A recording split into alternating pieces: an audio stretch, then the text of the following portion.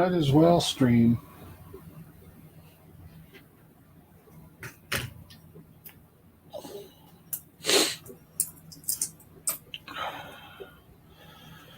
It is a. I don't even want to complain. I don't want to talk about it. Nothing. It is a nasty, nasty, nasty night out here tonight.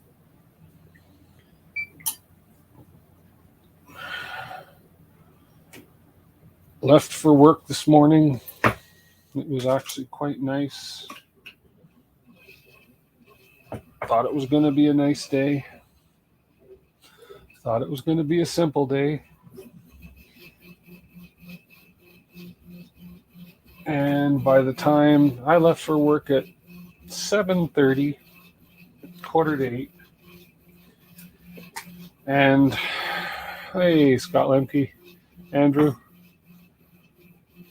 we're just going to put the wires all back together on this. I think it was determined the issue we had last night was that there's no firmware loaded yet. So that's going to resolve any of the issues we had. So anyways, so I'll get home, go to work at 7, 8 o'clock, whatever. It's pretty nice out.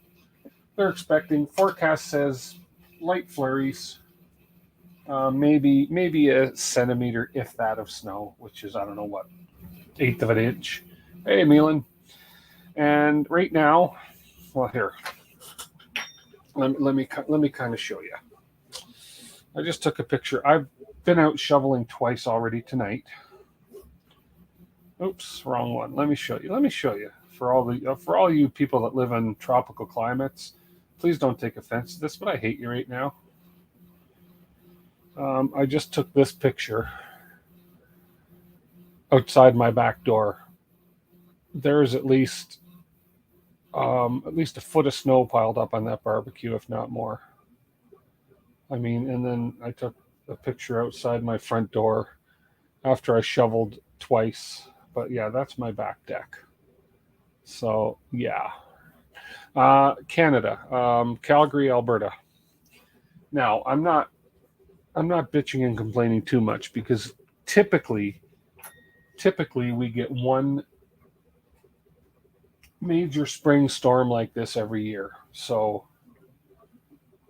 it's not like I'm upset with it or that it was unexpected. Well, it was unexpected. They didn't forecast this. They only forecasted Scott Lemke. Shut up. I'm kidding. I'm just kidding. If I say anything nasty like that, please know that I'm just joking. I have a friend that lives in Calgary. He's in right now. He is at the Grand Cayman at Sunset Divers in Georgetown, Grand Cayman Islands. He took a screenshot of there's an accident on one of our highways or on one of our roads today where there's a semi that is, it's almost like something out of a movie. A semi truck had jackknifed or something. Half of the truck is hanging over a bridge, over the railing of a bridge over our major highway. So it was really bad, really bad issue going on there right now. But so he put this picture and he put a picture of a sunset in Grand Cayman. And he said, choose one or the other. And he says, I choose this. And he's in Grand Cayman right now. And I said to him, Alan, with all due respect, my friend, I hate you right now. Anyways. What's happening here? Hey, Jason, I'm going to slowly and neatly put all the wires back on. I haven't flashed anything yet. And I'm not going to flash anything till I get all the wires put back on. But we're not going to actually, yeah, because you need power on the board to flash it. And you need power to the Pi to flash it. So, and I got your file, so we'll maybe work on that. And if you want to pop on, you're more than welcome. But you can maybe, you can talk me through what I got to do possibly. But I'm going to spend the first little bit just putting some wires back on. Oh, sounds like my camera's farting. It's just the rubber feet running across my workbench. Anyways, so we are in the midst of a major snowfall right now, and it's not letting up. It is ridiculously.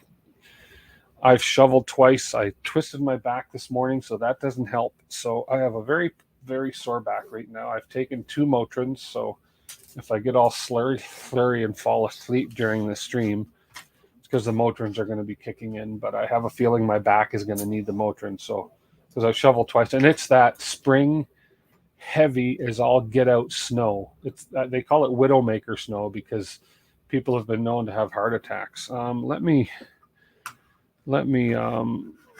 since I have one camera going and it's on OBS, you guys can't even see if I'm real here yet. So let me just go here and put on ELP.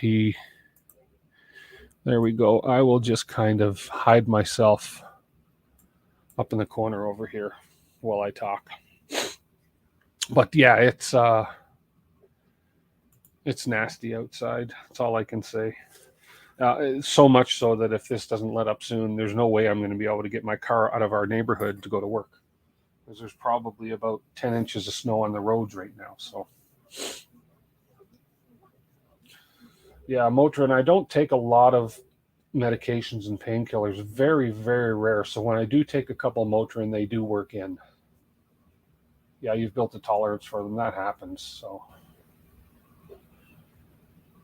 even naproxen, sodium, Aleve don't work anymore. Oh, that sucks. Well, we'll see how this is. This is okay. If I don't breathe, it doesn't hurt. So, we can't really complain. Anyways, we're just going to throw some wires back in kind of where we had them, but I'm going to try and make them a little more organized now that I've sort of been quote unquote forced to take this all apart. But I just need to pull up the diagrams again because even though I could probably figure out where all the wiring's supposed to go, but I'm not going to take that chance. So we do know the main power where it goes in, so I can actually put this one in no problem. There's my little screwdriver. First like, cool, thank you. Thank you, Ben. That's my head gonna, oh no, my hand's gonna be in the way of this, but actually, if I, what I need to do, what I really need, hang on a second, you know what I need to do? Since I'm not in a major rush tonight, because chances are I'll be working on this tomorrow, because I don't think I'll be going to work tomorrow. So I'm going to do this. Give me 3 seconds, guys.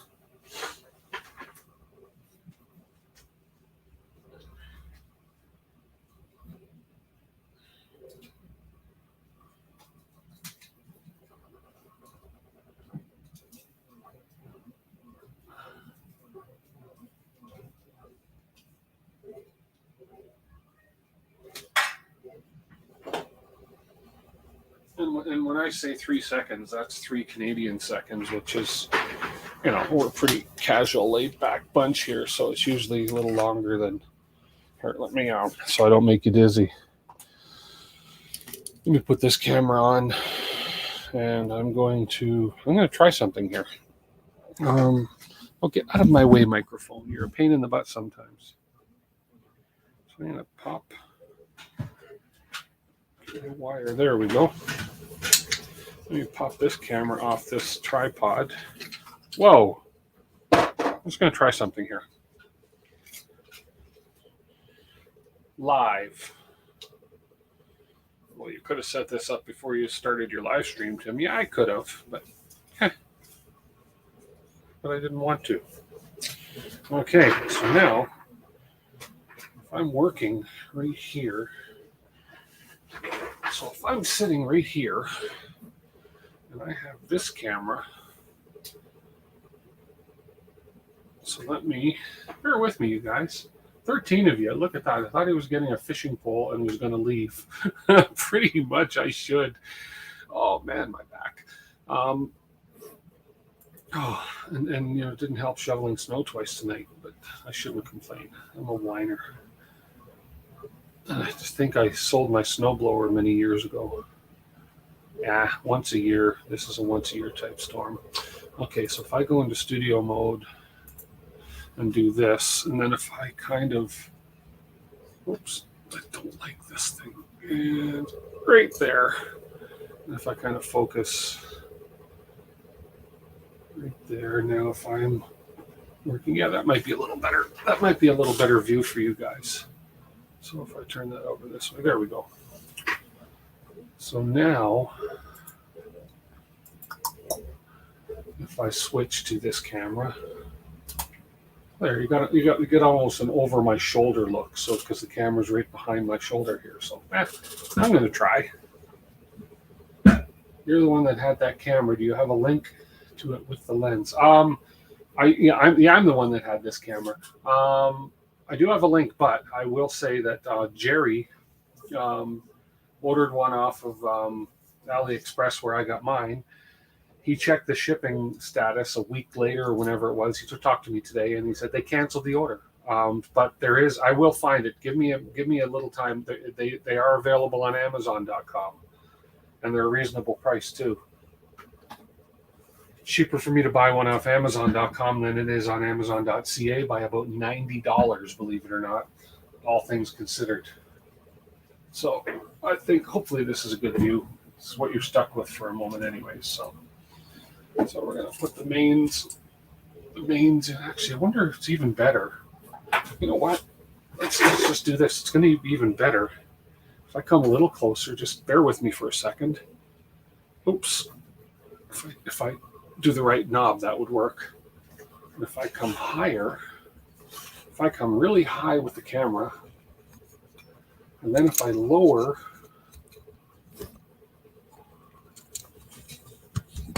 there we go. And then if I lower and do that, snug it in there, and then if I focus it,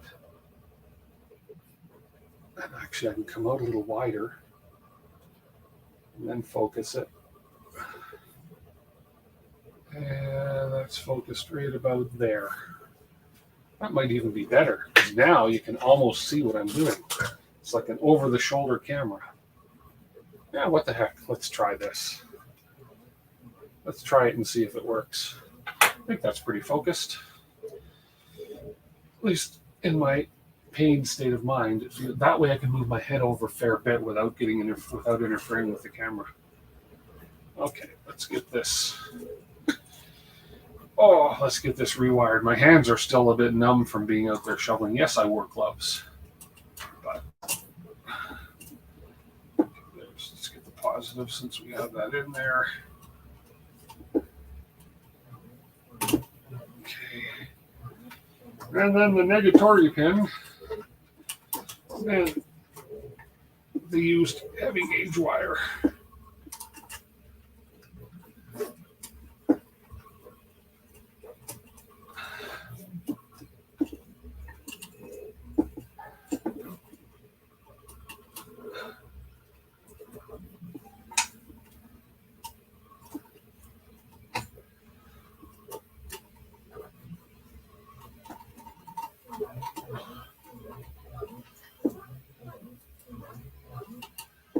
There we go.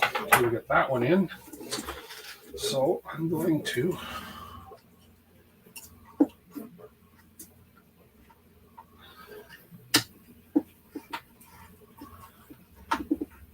tuck that one nice and neatly down. There we go. That link, only one review, and it is only 2 stars. Let me double check while I get you on here. The Amazon link. Amazon.com. Let me find. Whoa. That's going to shake a little. Let me find the Amazon. Let me find that Amazon link for you guys. There. Jerry gave me the link on Amazon that he found, and I appreciate it. And I found another little camera I might try. So let me pull this up.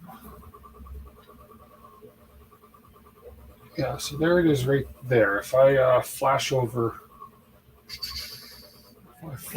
screens here for a minute, StreamYard, there we are. If I flash over to this screen, there it is right there. So it's exact same one. It's the 4K. There are no name, basically. It says right on the side of mine, HD digital camera, same thing on mine. But the key thing on these, I think, is it's got a Sony IMX317 sensor. It's 4K. It's 3840 by 2160. It's only $120.99 US, right? And it's got 3.5 reviews. It's got some decent ratings, and you have to keep in mind that a lot of the 1-star ratings are people nitpicking over stupid stuff. Basically, excellent quality, blah blah blah. But okay, and all I can do is speak from myself, saying I have this camera and I quite like it. So I think that if I keep scrolling is a decent price. So for me to get this into Canada, I'm looking $142.15, which is about $189 Canadian, right? I want to see the kicker. So let's keep in mind 189 Canadian, right? If I copy that, I go to Amazon.ca, okay, and I paste that in. 189, okay, if I buy it from down south. And look at that. Exact same thing, $279 Canadian. Ridiculous. So that's why I'm happy to support the U.S. economy with stuff like this.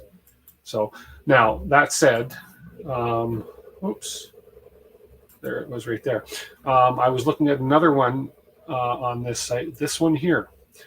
This one got 4-star ratings. I may actually look at this as an overhead camera because it's a 5 to 50 millimeter. Okay. It doesn't say what kind of a sensor it has, but it's got some really decent ratings. And it's got a pretty good field of view. And basically it comes with a USB cable, and it got some really decent ratings on it too. So I may try that. And that works out to, for me, 106, which is about $125. You can't beat, a camera like this for that kind of money. Anyways, that's what I've been looking at. Where's I just lost what I was looking at. There it is. Yeah, so, yeah, Amazon is a lot less. Yeah, for sure. Hey, Brent Miller. Yeah, so for me to buy on Amazon Canada, forget it. I'll spend my money in the US all day to save $80 on a product just because the Canadian Amazon people are screwing me with shipping and all whatever it is. That included duty and everything. So, okay, so we need the bed heater. Bed heater came up with this one. Try and keep this really well organized this time when we come up and hook these things up. Now that I've kind of done it and taken it apart on and off a couple times. Okay, so let's get the bed heater in here.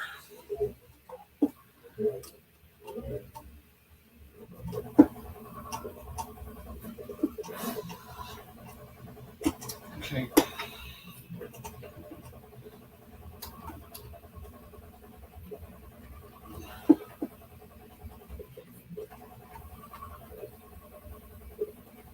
There we go.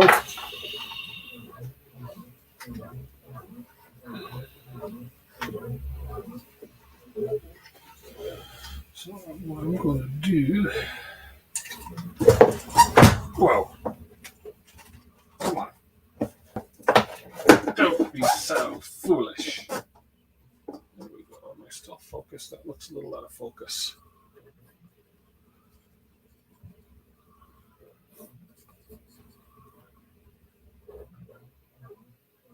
There we go, and we'll lighten it up a bit more.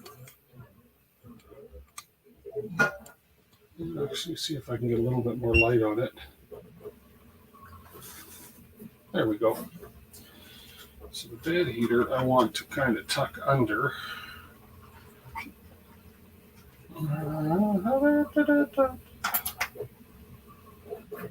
Just going to kind of pull this up and tuck them under so they're not flopping out here and everywhere. That's fine. I could actually zip tie them down, but I think that'll be okay. Okay, and then we have the bed heater, and then we have the bed thermistor. I know I went through all this yesterday and the day before, but it is what it is. Okay, the bed thermistor goes in the second one in. Bed thermistor is this red guy.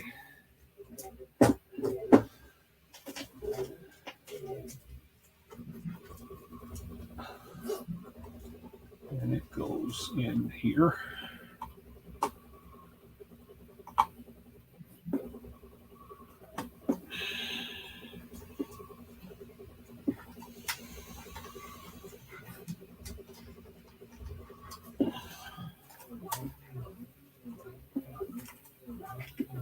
Okay. I think I'm going to zip tie just a few of these things loosely so they don't continuously annoy me.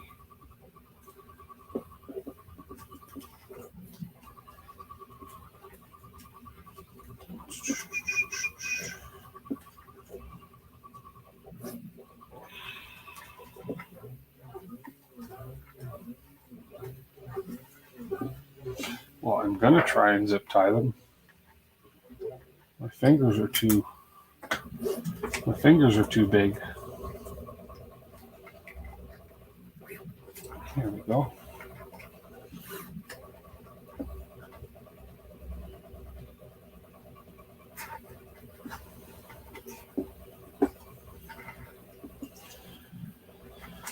There we go.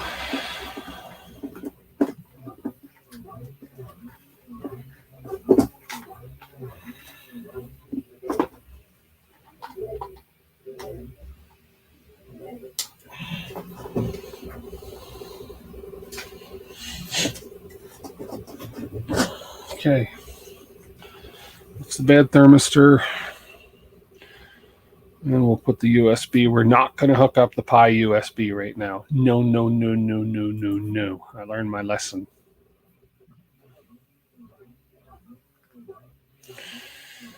Okay.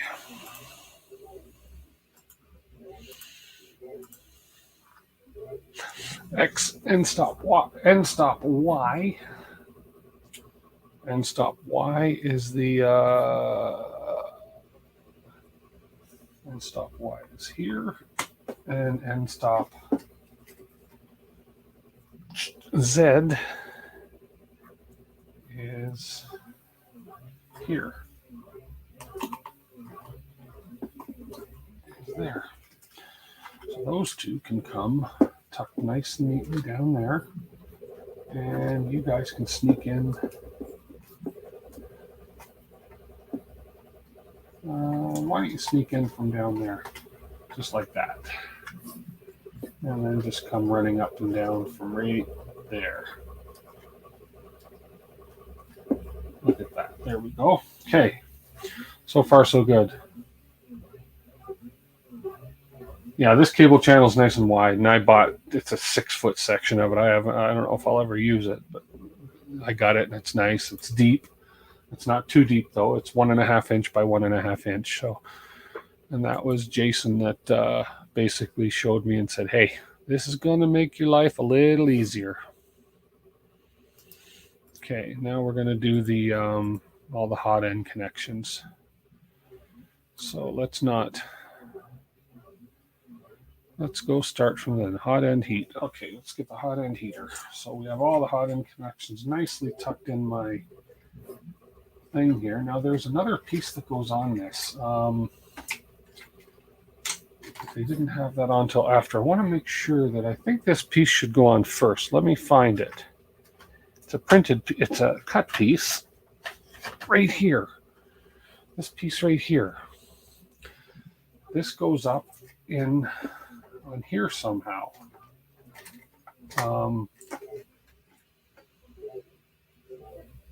So I need to kind of, I'm trying to remember where I saw this coming into the picture. So let me, and it may not be an absolute necessity, but yeah, this was up here. Somehow this was up on here. And I think it goes Oh, see, I have this piece over too far. Okay, because that goes in there, and then this, obviously, this wire is going to be going in that. Okay, so what I need to do is move zip tie wires and Bowden first, the green block, and then put plate there. Oh, then put the plate there. Oh, okay, but I got to move this over. I have to move this block over for the plate to fit properly. So let's see. Because I had it over a little bit to the left on purpose, and that's probably good right there. I see. So then put the Bowden tube in first, and then the plate over the tube and the wire connector, and then this wire is going to have to come over and kind of feed through that gap. Okay, makes sense. And yeah, okay. So what I'll do is I will peel the hit that like button, y'all. Yeah, do. I need all the love I can get tonight. Being snowed in. You know, I'm one of these naive people who think, "Oh, winter's over. We're going to get spring weather." I was so close to setting up our patio furniture on the deck last weekend. I was so close to it, and I'm glad I didn't. Basically, the rule of thumb here is May long weekend. Don't do anything that you think is going to be permanent summer, especially planting your gardens before the May long weekend. Because anything can happen. Come on. There we go.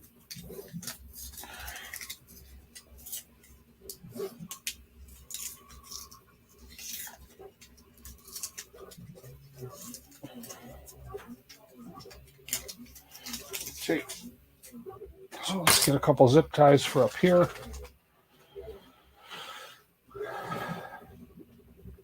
We'll get these zip ties pushed through here.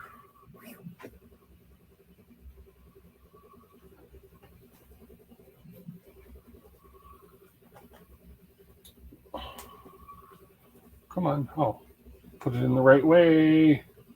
Makes a big difference.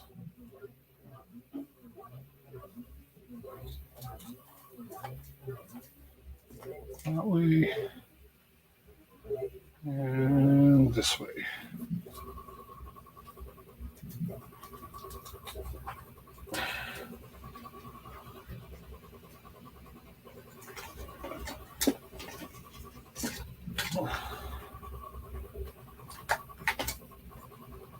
I don't necessarily want to tighten the Bowden tube on this one, so I want to tighten that cable loom down pretty good, and I don't want to squish the Bowden tube. So I will put just this under there, right to about there. Tighten that nice, and I can always just zip the Bowden tube on there. Actually, I could probably put the Bowden tube under the second one and just not tighten it as tight so as not to squish Sir Bowden. Kind of like that. Okay.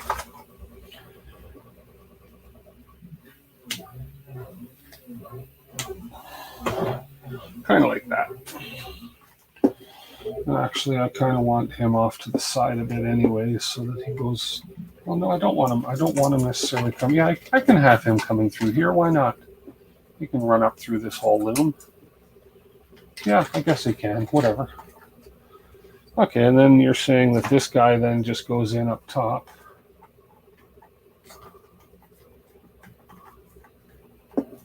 Kind of over the whole thing, bring this wire in underneath, and this just kind of sits in.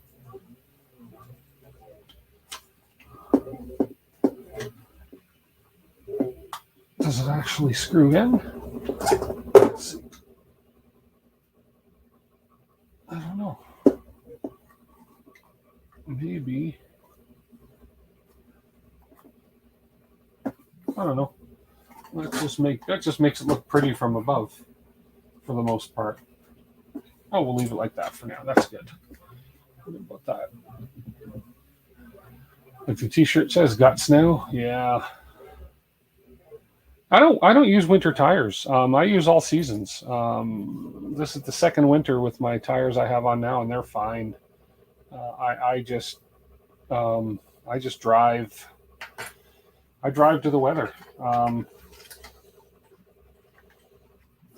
I just don't drive like a maniac. I drive to the weather, and I don't need. Yeah, and I've never had winter tires, so maybe I've just gotten lucky. Okay, so now we need the heater cartridge.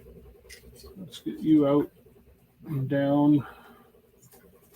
Let's get you out from all the other wires. There we go. There's the heater.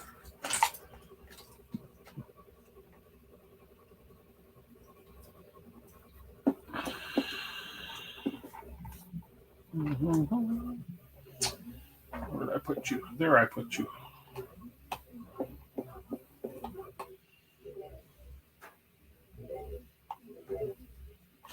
Yeah, and they do perform better. Now, okay, let's keep in mind, I city drive for the most part.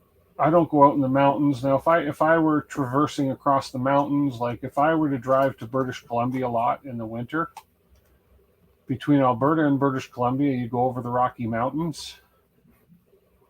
They won't let you. Well, I don't know how they stop you, but they don't.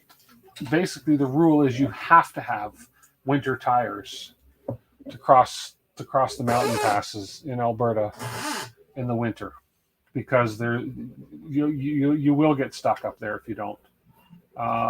Certain size trucks have to have chains, no questions asked. And if you're ever curious, I'm just going to do another little bit of maintenance here. If you're ever curious, there's a show on A&E. I don't know if you have A&E in the U.S., but there's a show called Highway Through Hell, and that is a show based on the Coquihalla Highway, which is the Coquihalla Highway is a highway that you take to go from Alberta to BC. It was a high-speed highway, 120 kilometers, about what, 90 miles an hour. But in the winter, forget it. There are so many accidents in the winter. They have a TV show about it called Highway Through Hell, about trucks getting stuck.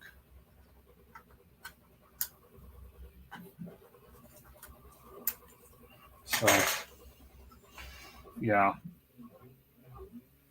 So I've done that drive in the winter. I think I did it once because I went out there to do some wreck diving in the winter, because British Columbia, Canada has the best, Jacques Cousteau even said this, some of the best cold water diving in the world.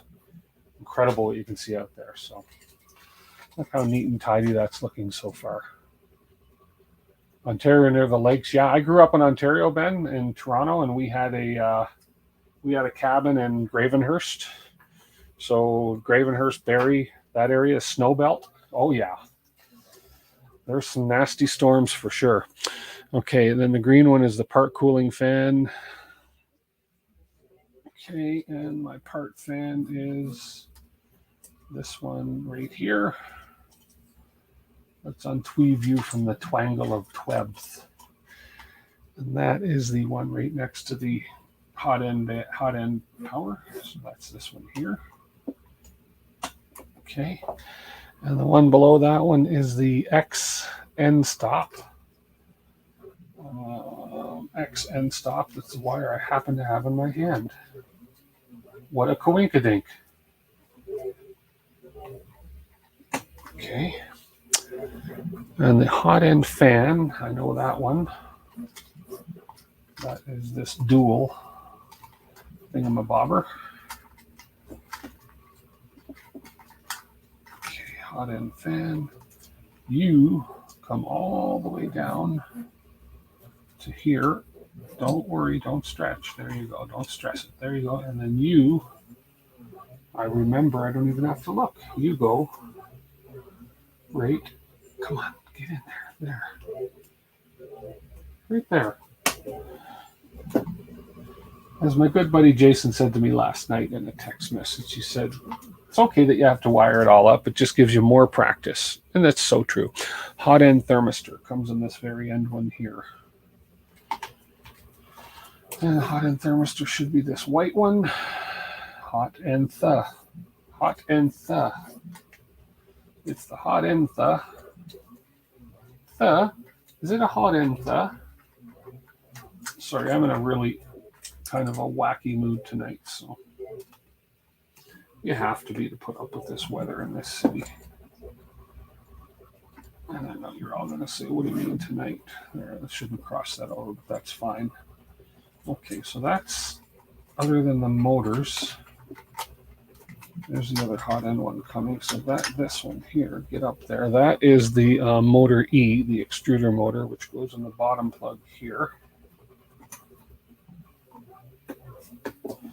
Okay, so there's my hot end stuff coming through. So let's make you a little neater up top. You're in Waterloo. Okay, cool. Driving in the snow is fun. Growing up in Ontario and having a it was more of a lodge than a cottage in Northern Ontario. It was in Gravenhurst in Muskokas. You get to learn a lot. I learned to drive without a license on back roads up in Gravenhurst, Muskoka area. And one thing I used to like to do after I got my license, I got my license late in life. I was in my 20s when I got licensed. Just trying to talk and run wires at the same time here without making them look too ugly. That's good. I'm crossing. I don't like the way that one crosses over, but I think I can live with it. And anyways, what I used to love to do was I would go to empty parking lots and I would just do everything I could in the snow, gun it, skid, learn how to do the recover from a skid, donuts, everything in the snow. And that kind of, I think, made me a half decent driver in the snow. I'm not nervous driving in the snow. I'm actually quite comfortable with it. I don't do stupid things. I don't tailgate in the snow. I don't tailgate anyways, but I don't tailgate in the snow. I don't drive too close to people. I drive to the conditions of the road. Okay. You know, pretty standard common sense stuff for the most part, right? Okay, now we just got the motors. And I want to make sure motor A is going on the top one, motor B is going on the second one, and motor Z is on the third one. Okay, so motor A is this guy. We can zip you through these holes right there and plug you in there.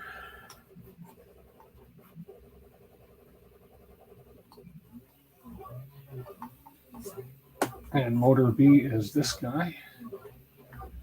I could actually just, we'll zip you to motor A. You don't have to go in the channel. You're not that special. Okay, motor B is there.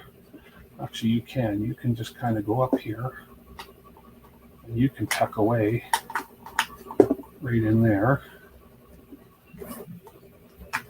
Sort of just like that. I will tuck you underneath that little bundle there. There you go. And then what we'll do, if you considered hooking up the board to the Pi using UART, if the USB root fails. I haven't. I don't know what UART is. I'm not familiar with all that, but everything I've said, from everything I've seen and what I've been told, it's what's happened is and it makes perfect sense when you think about it. I powered up the main board as a main board with no brain. So basically, I didn't like the way this one sat. Let's see, can I pull a little bit more out of that one? No, that's not that one, that's this one. There we go. Basically, I threw a brainless main board on here and I powered it up, and the main board didn't know what the heck it was supposed to do, what signals, what power, what anything it was supposed to send to anything, right? So it makes sense that sorry, I'm thinking out loud here. It makes sense that the firmware needs to be installed in order for the main board to say, okay, for this USB, this micro USB output, it's going to communicate between the Pi. It's not sending a power signal to the Pi. My guess is it was sending a power signal to the Pi, a 24-volt power signal, through a cable that's only meant to take, for a cable that's only meant to take 5 volts. That kind of makes perfect sense to me, is that it was a child and it didn't know what it was supposed to do because we haven't loaded its brain yet. So at least that's my story, and I'm sticking to it. Now this one here, I just, that is a long, long, long cable. This is one cable I made down the road shortened. And so this is my motor Z, and it goes in the bottom. So we have one open gap here. So that's what we're going to do now. We're going to get this all set up like this. We're not even going to connect the Pi to the main board. We are just going to flash firmware, and the flashing the firmware to the main board part I don't think is difficult. Where I'm kind of a rookie at all this is, okay, how do I now, what do I do with the Pi to talk to this and blah, blah, blah. And I'll learn, because a rat rig is the first time I've actually ever used Clipper. So, okay, I'm going to zip tie up here. Your dad you had to tie in the snow, drive in the snow parking lots at well, how to drive in the snow. Yeah, absolutely. Too many, and don't get me wrong, I'm far from a I'm not a racist. I'm not, but I'm just saying, and don't get me wrong when I say this, too many foreigners come to a country like Canada, and I welcome them. I have no problem, but they don't know how to drive in the winter because they've never seen snow in their life. And the truckers, they have foreigners that come in, they get job as a trucker, which is fine. I have no problem with that, but they don't know how to drive in the snow. And they cause, then there's accidents caused based on lack of education and driving in the snow. And I grew up like an old Canadian in the old, I don't know, good old boy way, winter roads up northern Ontario, and just, zipping around and practicing, and, and just sort of doing it the old school way, I suppose, if you want to call it that. Okay, here we go. So I have everything hooked up here now. I got to cut this one zip tie. There we go. Everything's kind of neatly tucked in here, so I'm going to, yeah. Oh, Thunder Bay to Waterloo in a blizzard, yeah. Yeah, okay, Will. Remember having to tape on the 5-volt leg on the USB connector. The Pi would backfeed the SKR E3 board when you had an E3. I've everybody that I've sort of seen that's done one of these has loaded the firmware first. I even watched a good portion of Nero's. Nero is we all know he is a Voron nerd, guess if you want to call it that. And he loaded all the firmware on before he powered anything up as well. So I didn't know that, and that's just me, my inexperience with all this. Okay, I'm going to take this call. Give me 1 second, guys.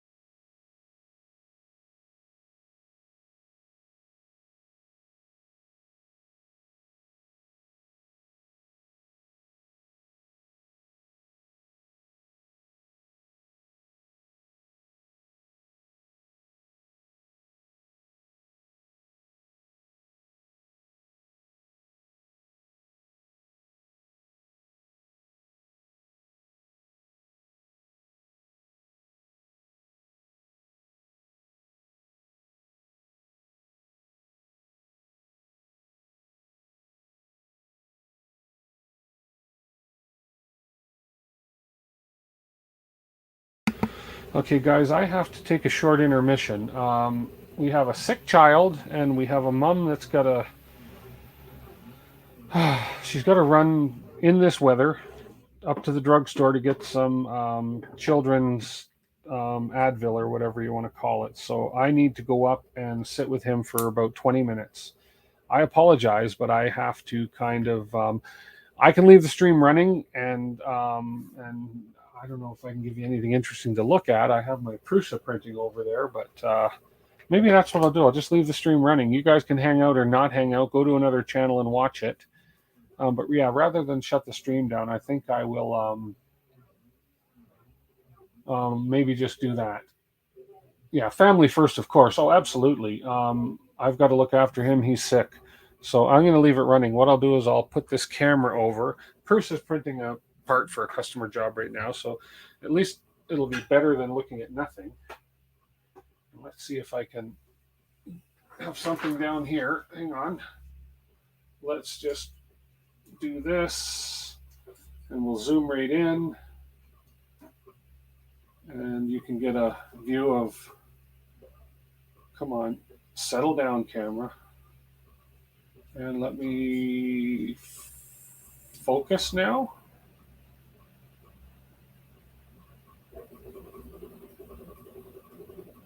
Right.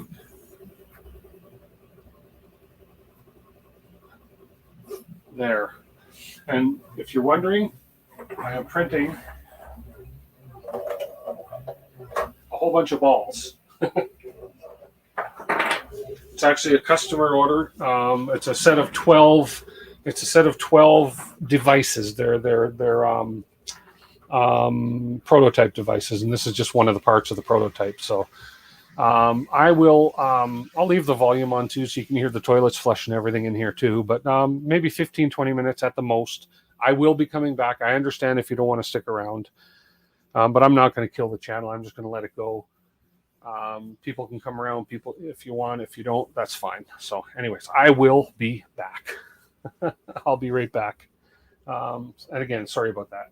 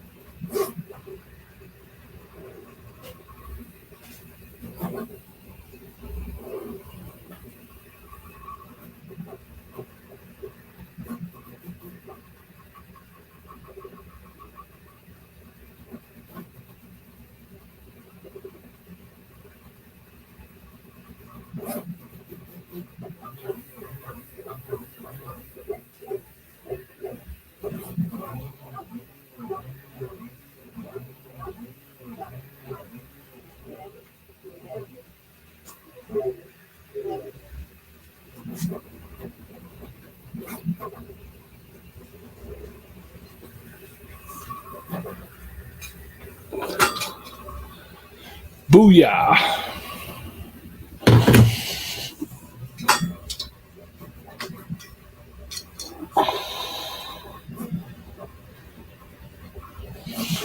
Yeah, the snow gods almost took me.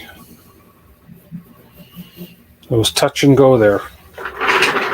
It is unbelievable the amount of snow we're getting. Let's see. Where am I? Where was I? What am I doing? Sorry, guys. I'm really. That's just not really professional of me, but family first, and so forth and so on. So I know we lost a bunch, which is fine.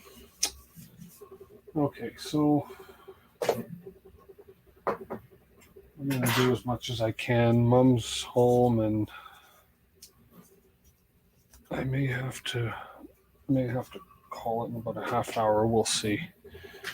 Depends how things go up there. So anyways, so we have now. It's actually almost neater than it was before. Almost neater than it was before.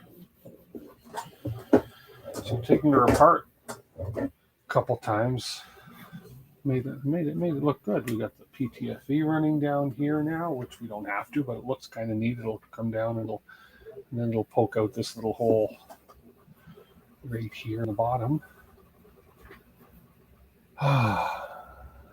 Yeah, it's all good.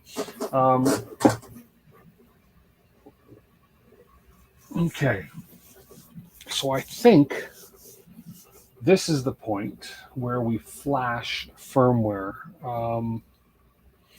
Now, I'm going to check my mail. Jason had sent me a firmware file, and I'm just not exactly sure the procedure from this point on, but we will figure it out. Actually, yeah, I think we're pretty much... How do they have those cables running? They have these ones running a little differently. Not right across the board. I don't care. That's fine. That looks neat enough to me. Fire situation get resolved? I think it did. I think it turns out that the firmware has to be flashed before anything else. Now, that said, am I going to be able to locate that darn SD card for the... I've got parts all over the place here. So let me move a few things out of the way. Get that down there. Now that I'm kind of... Yeah, I should keep this. That could come in handy for something else one day. Okay. I'm going to try and find... This thing's in the way a little bit here, but that's all right. I need to find the... And if I can't get all the firmware and everything done, I still have some more building to do. We still have the frame. So there is the 16 gigabyte card. That is for the Raspberry Pi. And somewhere in here, there was a 128 megabyte card. So the kit can go down. That can go down in the garbage. This can go down. This can go in the garbage. Yeah. Do I want to phone a friend? I probably will. Yeah. So I'm just gonna... I gotta find that card.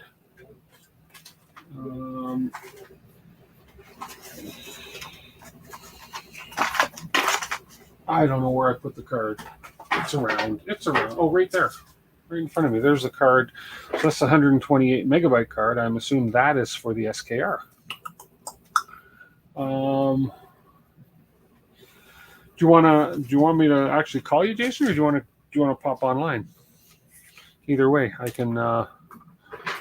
can PM you. Maybe everybody would love to see your smiling face. I don't know. I'll PM you. Let me get to FACE. Let me get to Messenger here. Messenger. Come on, mouse, cooperate. Yeah, I will find you on Messenger. There you are on Messenger. And let me turn my speaker on so I can hear you when you come on. Stretch. Got to stretch that back out anyways. And there's my link. Copy. Paste. Boom. Boom. Boom, boom, she goes. I'll open my email while I'm here and find that.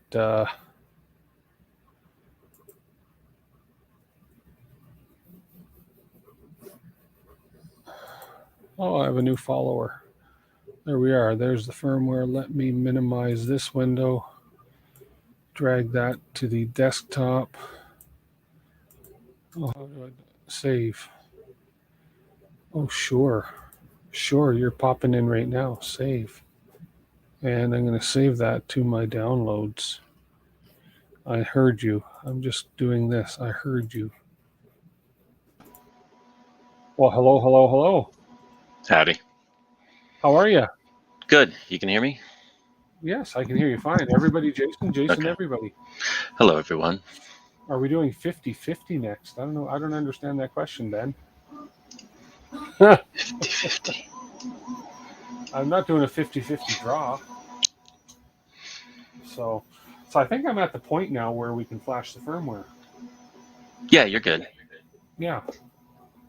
So the file you gave me, I just downloaded. Okay. And let me find it on. Yeah, it's a nasty snowstorm we have here. Oh, it's crazy. Okay, so it is a BTTSKR Mini E3 underscore V2.7Z. Is that a compressed file? Yes, extract it, and you'll see the firmware.bin in there. Okay, let me. Wow, how come Let's see if you can see. My desktop just went all funky? You can see mine going. Oh, cool. You have LEDs in there? Yes. Oh, fancy schmancy. Man, my desktop just organized itself for some reason. There it is right Somebody there. needs to do it for you.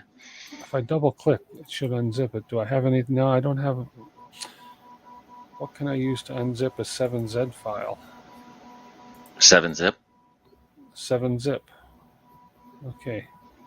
Let me go get 7-zip. Stop. Oh, phone a friend, 50-50, ask the audience. Now I get it. Oh. Yes. Oh, okay. Yeah. Okay, I get it now. I wasn't quite sure, Ben, but to each their own. But now I understand. Yeah. Sometimes, especially later at night, I'm slow. Okay, where's my? Don't limit yourself to just at night, Tim. Never limit yourself. Can always count on you. Oh, not 7-zip. Download. Okay, we'll download 7-zip. I know it's a free one. And Windows 64-bit download. There we go. I was talking with John earlier, and I had printed out the feet that he made for the X-Tool D1 because I have one. Oh, okay. And I asked him how long it took him to print 4 feet, and he said 7 hours. And in the 30 minutes we were talking, I had printed 4 feet on the V0. Oh, too funny. And he's like, yeah, whatever. That's funny. Like, well, Okay, open with. That's where we're going to get you. We're going to get you printing minimum 240. Okay.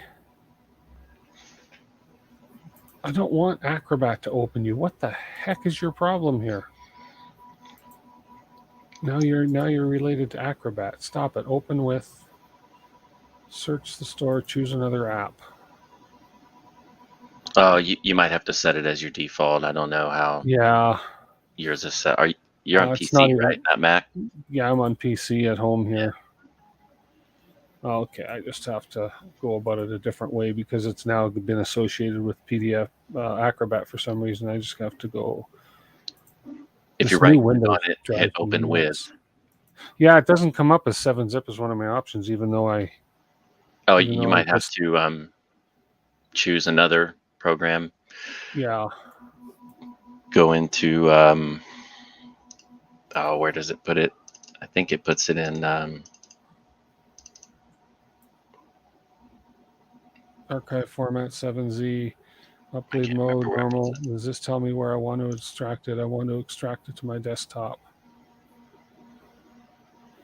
Okay, did it. Let's see if it did. What the heck is going on? You know what I'm gonna do? I'm just gonna rather than beat myself like a fool, I'm just gonna go and download it from the email again. Yeah.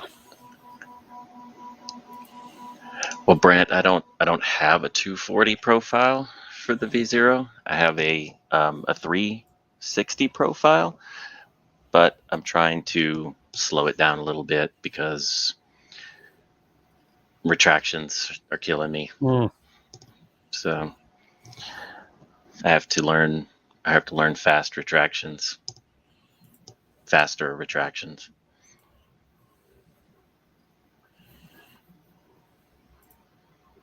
But 240 is not coming out too bad. Well, Really good. this was one. What was this? The first half I want to say was, yeah. So the lower half of I know nobody can see that; it's too damn dark. So the lower half of this little piece, the seam's really nice. That was at 240. The second half above it was, maybe I can add some light somehow. Let me see what I could do here. Hold on.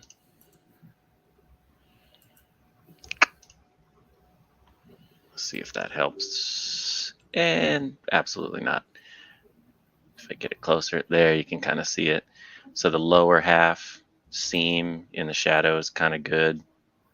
The upper half is schwutz. That's at 360. The lower half's at 240. So I don't know what the difference is, but maybe it's just not.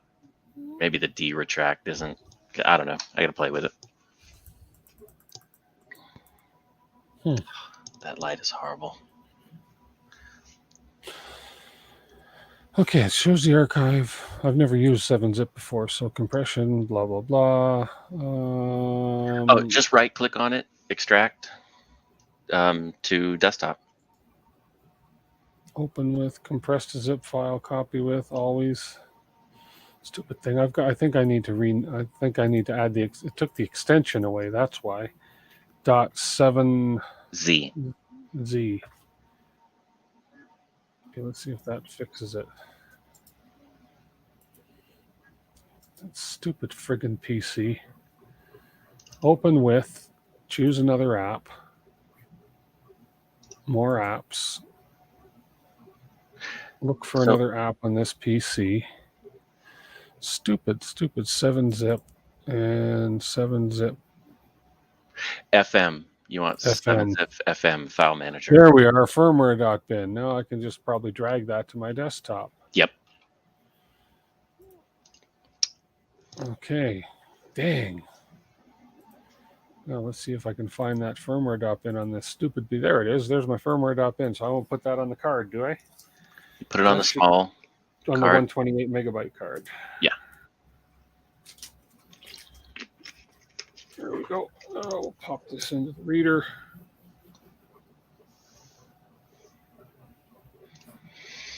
Okay. And drag firm. Actually, I should format the card first, I guess. Wouldn't hurt. Format 120 megabytes, fat 2048 bytes. Start. Okay, and okay. We'll go to the D drive. Why does this keep moving? Just stay there. Firmware.bin. That's better. And eject.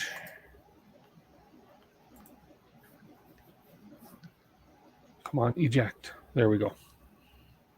Now we're cooking with smoke. Okay, we'll put this in the SKR. I think it's this way up.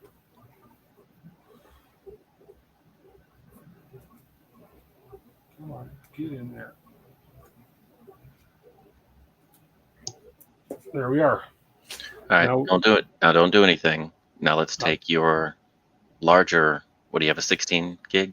16 gig, yep. Okay, so you're going to want to take that. Now we're going to put mainsail on it. Oh, okay. So let me, Because then when you power it on, the main board will flash in like a second. And okay. as the Raspberry Pi is booting up, it's going to be able to see the MCU. It's going to be able to load up better for you. Okay. So there's the 16 gig card. That's one fancy card, Kingston. That's a good card. Okay, we'll throw that in here. We'll format that one as well, I guess. I bet you wish you were in Kingston today. Huh? I bet you wish you were in Kingston today. Yeah, no kidding. Okay, let's go format 14.5 gig. Yeah, that's good for me. Fat 32 kilobytes. I want 4096, don't I? No, it doesn't matter for the Pi. 80, You can it doesn't pick matter? 4096. You can pick 4096. Okay.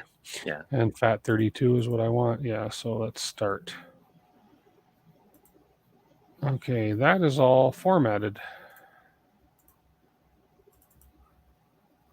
So now I need to find the firmware or the So now you want mainsail. you want Raspberry Pi Imager, Oh, okay. because you can pull in mainsail directly through it. I'll Oh, walk you okay. through that. I should have that still. We had that last time for the rat rig. Raspberry Pi Imager still here. Look at that. Yay. And yes, I trust the publisher. Okay, newer version of Imager is available. Would you like to visit it? This should Go work, ahead. shouldn't it? Go Yeah? ahead and get it. It only Okay. takes like a minute to. It should download to wherever you download to, and then just run the Download for installer Windows. and open it. Okay. Yes. Why? And install.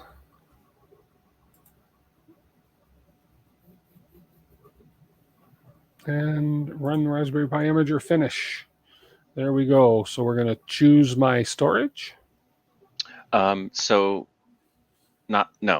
So choose the OS, Oh, choose. Okay, choose OS. the one on the left, So, and yeah. go down to other specific purpose OS. There we go. Pick 3D printing 3D printing. and mainsail And- OS. Oh, look at that. Okay, And then mainsail pick OS. the version 6, whatever the Yeah, current one is. 0.6.1. Yeah. Okay. Then choose your storage. And we are doing the Kingston. Oh no, generic storage USB device, 15.6 gig. Yeah, make sure it's not your hard drive. Yes, no, I have another USB key in there, and it was trying to do that one, and then Yeah. now I hit right. No. So do you Nope. have a little gear or Yeah, something? yeah. Okay, click on that. Yep. And let's set up your Wi-Fi. Okay, so username and password. Okay, hang on. So enable SSH, set up username and password, configure wireless LAN. That's what I want, right? No. Well, let's do two things. So your the first thing where it's I think it says Raspbian or Raspberry Pi.local or something like that. Yeah. So change that to something you can remember, like Voron.local or Oh, okay. something. So Yeah. set host name, highlight. Yeah, the that, host name. delete it, and I'll do that. I'll just call it Voron 0. Yeah, that's That's fine. fine. Just because then if you want to go to it, you don't need IP address. You can go into your browser and Mm, type okay. voron0.local. Okay. So then go down and set up your Wi-Fi details and your time zone. So that's my wireless LAN. SSID and password. What's my Wi-Fi here again? I got to look it up. It's unfortunately I have it saved in my favorites. A cool There we feature, are. if you read your Wi-Fi password out loud on stream, it'll type it in Yeah. for you. Oh, cool. Okay. Well, let's see. I'm kidding. Shaw SHAW dash 9036 is my SSID, and my password.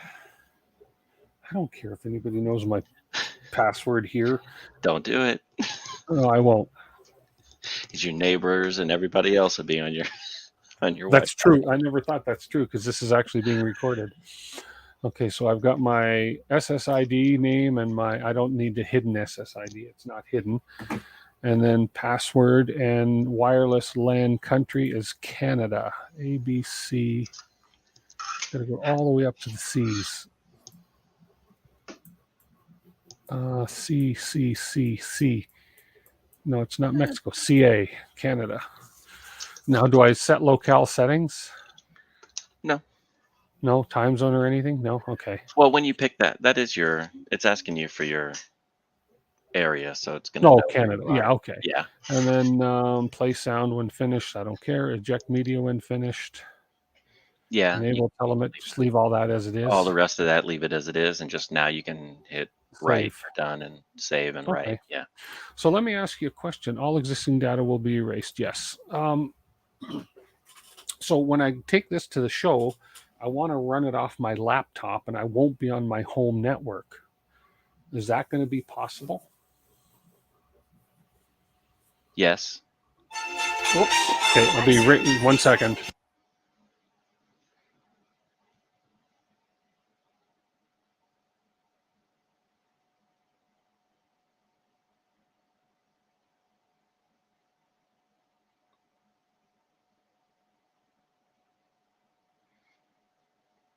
Okay, she's just setting up a diffuser for Ethan. 16%, 17%. Yeah. So yeah, because that's what I'm going to need to do is I want to run it off my laptop at the show.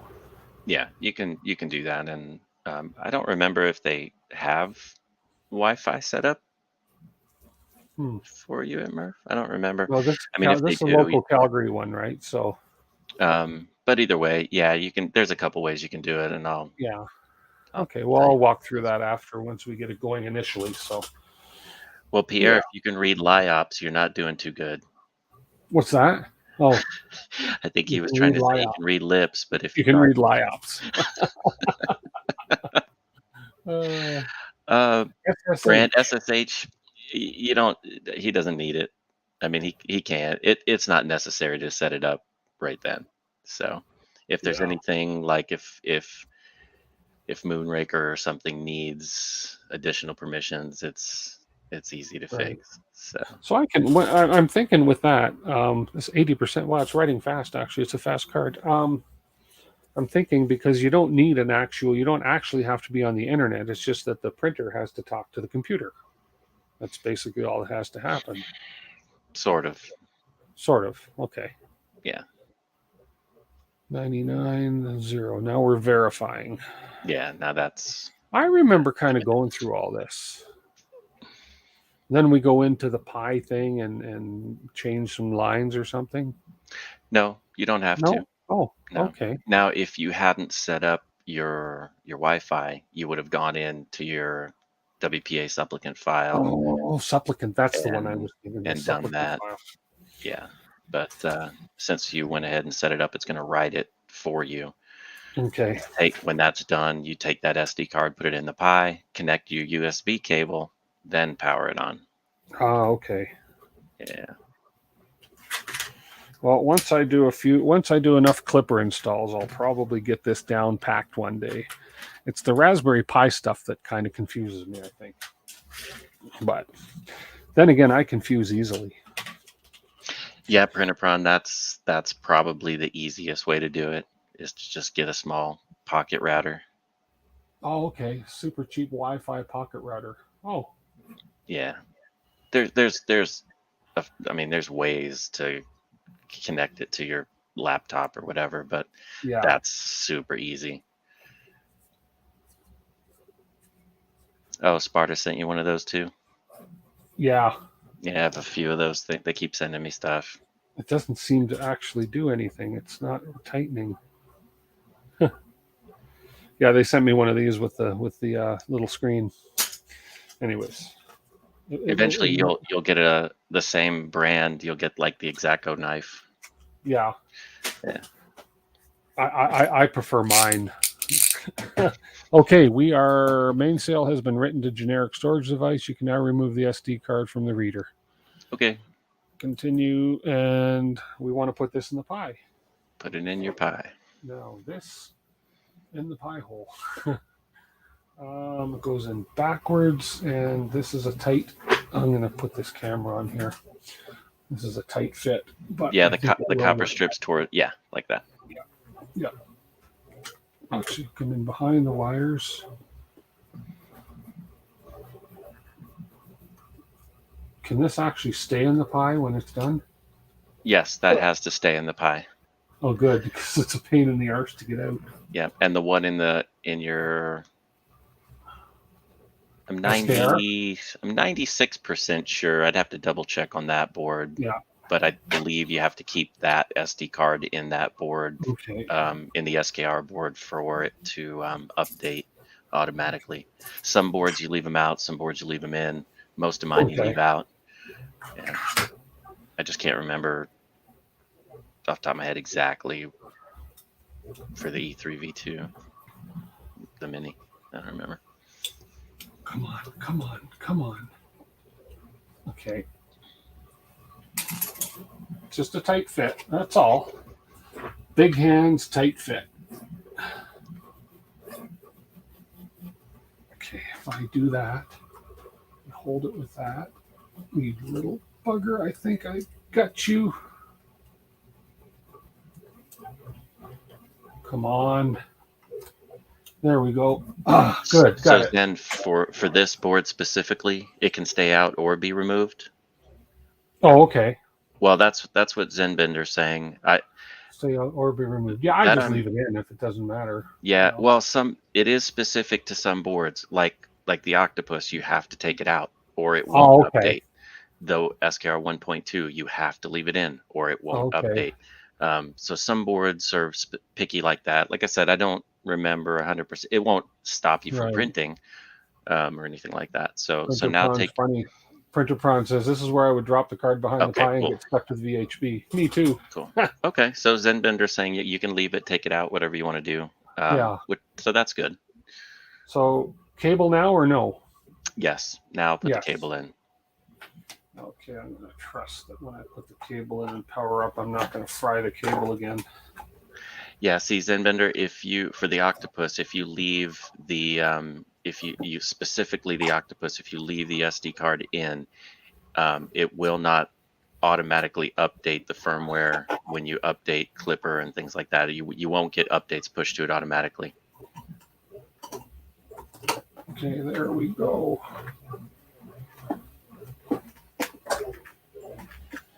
Okay. All right. We have Plug it in, cable. cross your fingers, hold your breath, and hit the switch. Keep and feel the wire to see if it gets hot.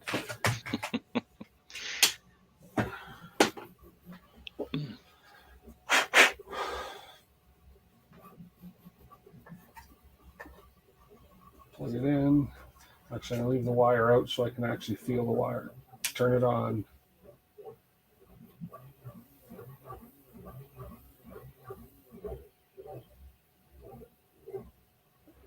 And the wire's not heating up.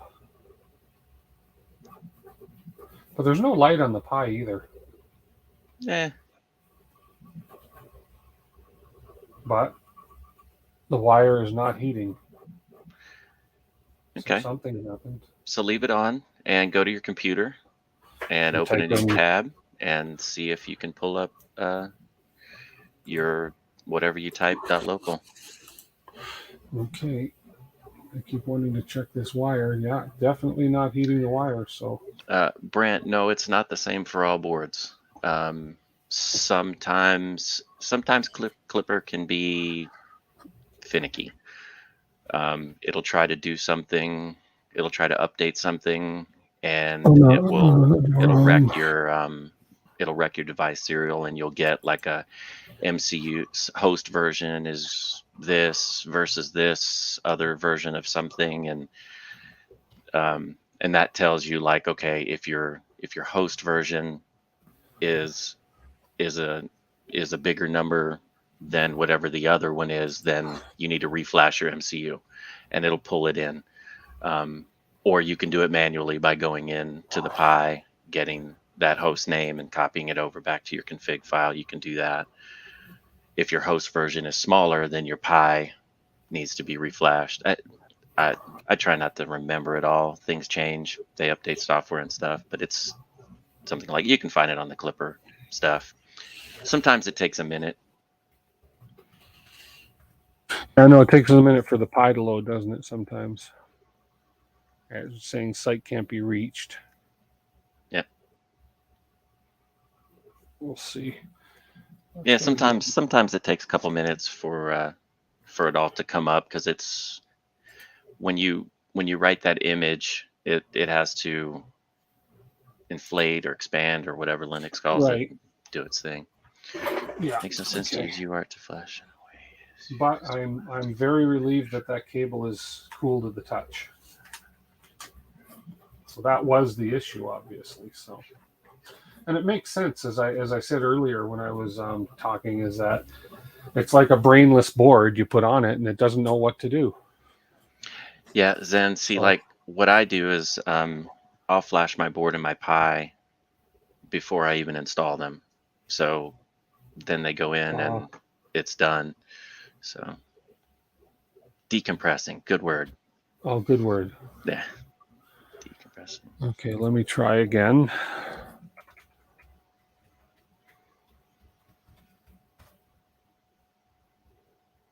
Oh, I wonder if I should reboot it again now. If it's, I don't know. You can. Just in case if it was decompressing. Well, let it sit for a few minutes. A little bit more. It can take 2-3 minutes sometimes. Oh, okay. So it's funny. There's no little lights on the Pi at all. They're not lit up. See, there should be. Yeah, there's one. There's a power light and it's not lit up. Hmm. I wonder if the Pi has actually got power. Grab your meter. Yeah, what am I measuring on there though? Let me see. Well, just see if you've got power coming out of the converter. Out of the converter, yeah. Okay. Let me set this down. You can start there, and then I checked it yesterday. I did, but you never know. Let's have a peek here. I didn't shut my meter off yesterday. Yeah, I have 5.04 volts coming out of there. And actually, let me power this off now. Let me check it once more, because I would think there'd be power lights on the Pi. There is a power line on the Pi. Yeah. Helps if I type the URL right. I keep forgetting that backslash. It needs it. And no. So nope. Okay. Let's check the plug. Well, I wouldn't know which pins to touch on this power plug here. I'm just right here. There's a power plug going to the Pi. But what would I touch on the Pi to see if there's power coming in? Well, what I would do is either test it from underneath or from one of the pin headers, because you should get voltage out of the pin headers. Out of the pin headers. Right. So if it's powering up, it should give you power for like the Pi fan kind of thing. Right. That's what I would normally do.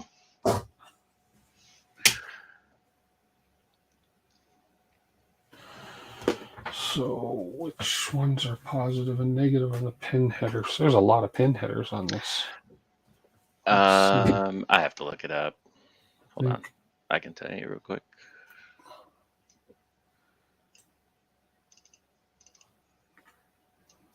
Gotta. This one should have it. Is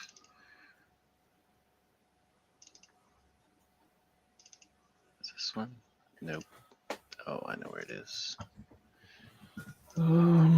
It's here. Oh, I think it was also shown on that manual. On the Pi, there we are, with the 5-volt. It's the first one is the positive and the third one is the negative. There you go. Okay.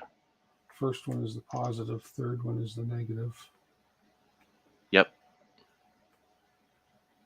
And I'm not showing any reading at all coming out of Nothing. it. No. There's no power getting to the Pi board. Mm. Let me see. Let me try something here. Let's see if this Pi 4. Damn, it's USB-C for the power. Do I have a USB-C cable here? I think I do. Okay. I have all kinds of cables, but I can steal it. Where did I see a USB-C charger just recently?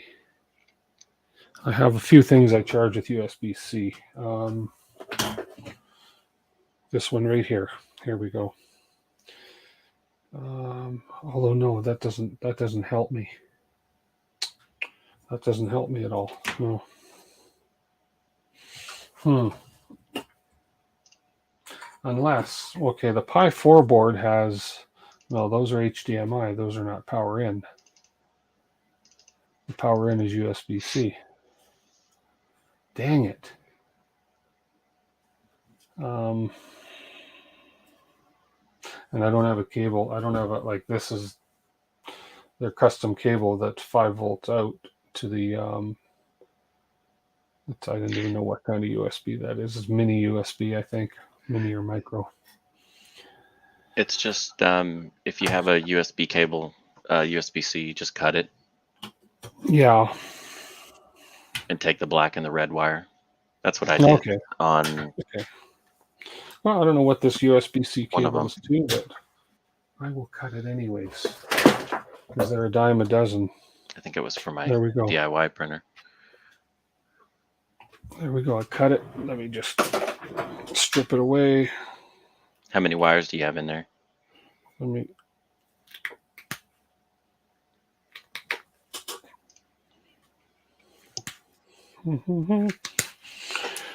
I have black, red, white, and green.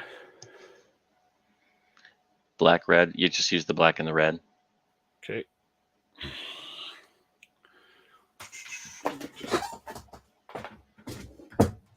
Okay. Let me. Well,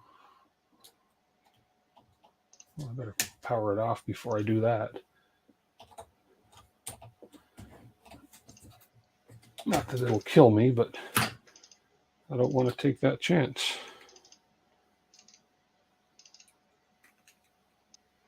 Come on.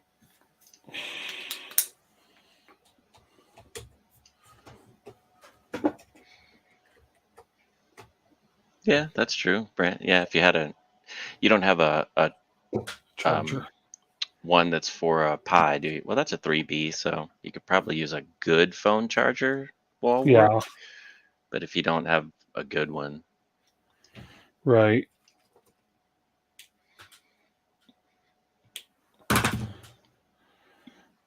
These are really thin wires. Wow. But it's only pulling 5 volts, so. So I'm just going to just temporarily, actually I should ferrule these. second is positive, third is negative. Yep. Yeah, looking at the drawing for the Pi. So Yeah. the outer row, the first two are positive, third one's negative. Then you've got Yeah. three positives and a Yeah. ground. I was looking at this drawing right there. Or that. Yeah. There you go. That's the boron drawing that I was looking at there. Yeah. Yeah. Okay. I'm just going to grab a couple real quick ferrules here.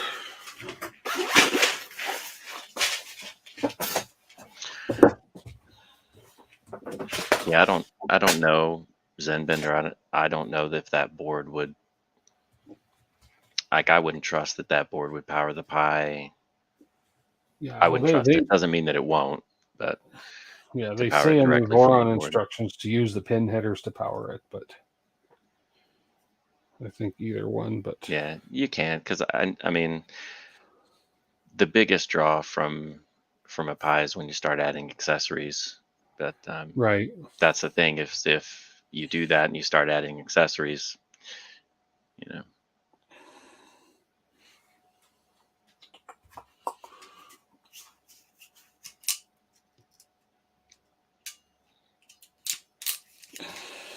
There we go.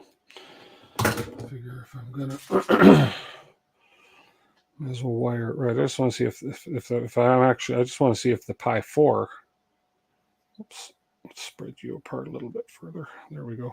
See if my Pi 4 gets power. That way we know we're at least actually. Although it does say 5 volts coming from it, so it's possible that there's a flaw or a problem with that Pi board, that Pi 3 board. Okay. Hey, Stephen Poole. Hey, Stephen. Okay, let's.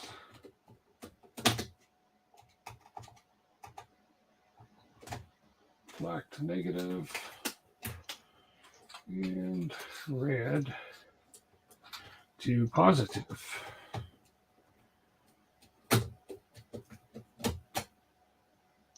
Come on, Tim. First time screwing a screw. Okay, there we go. So I've got basically black to negative, red to positive in this. So we shall plug in the Pi 4 board. USB-C. Let's power this up and see what happens. I have lights on my Pi 4 board. Okay. So it could be the board is bad. Could be. So what I'll do is I'll power it off. I'll take the card out and put it in the Pi 4. You can, yeah. I mean, yeah. Go ahead. This doesn't have. Doesn't have what? It's Oh, on the the bottom. mechanism on the back.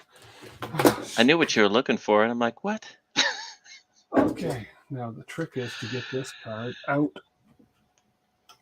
Somebody said push it in and it'll spring out. No, this Pi 3 doesn't have that. Just take the Pi, unscrew the Pi board. I guess I'm better off to do that. And then it's got to swap come them out when anyway. you have. Yeah, swap them when you have it out. Yeah, Make life come easy. Out anyways. Yeah. Yeah, because if the board's bad, then the board's bad. And I'll tell you, the Pi 4s run hot, but in there, that Pi 4 is going to run cooler than the 3B. I don't know why. Oh, really? Oh, really? Yep. Because in that space, it gets hot. Well, I do have a set of those twin mini fans for Pi, and they're actually quite quiet. I had them on the rat rig at one point, but then when I look at the temperature, it didn't make a huge difference because it ran pretty cool on the Pi. Well, it was the Pi Zero because I put the Pi Zero on. Yeah. Well, and it didn't really need the fans. Yeah. What I did with I put a hinged back panel. Yeah. So that it swings open and cut a hole in the door, and I put a 80 millimeter fan that blows across. Yeah. So half of it kind of hits the Pi and half of it hits the Pico. Okay, Pi 4. Now, will this just fit? Tell me it's gonna. Here, actually, this. Oh yeah, Pis have all the same. They have the same hole print. Same hole configuration. Yeah. Look at that. And even your Pi Zero, even though it's smaller, the two longest distances will be the same. Oh, really? Oh. So if you wanted to put a 0 in there, you could. You would just do it with 2 screws. So the Pi people have actually thought about what they're doing. Thought about what they're doing. Yeah, exactly. Yep. Yeah, they're good people.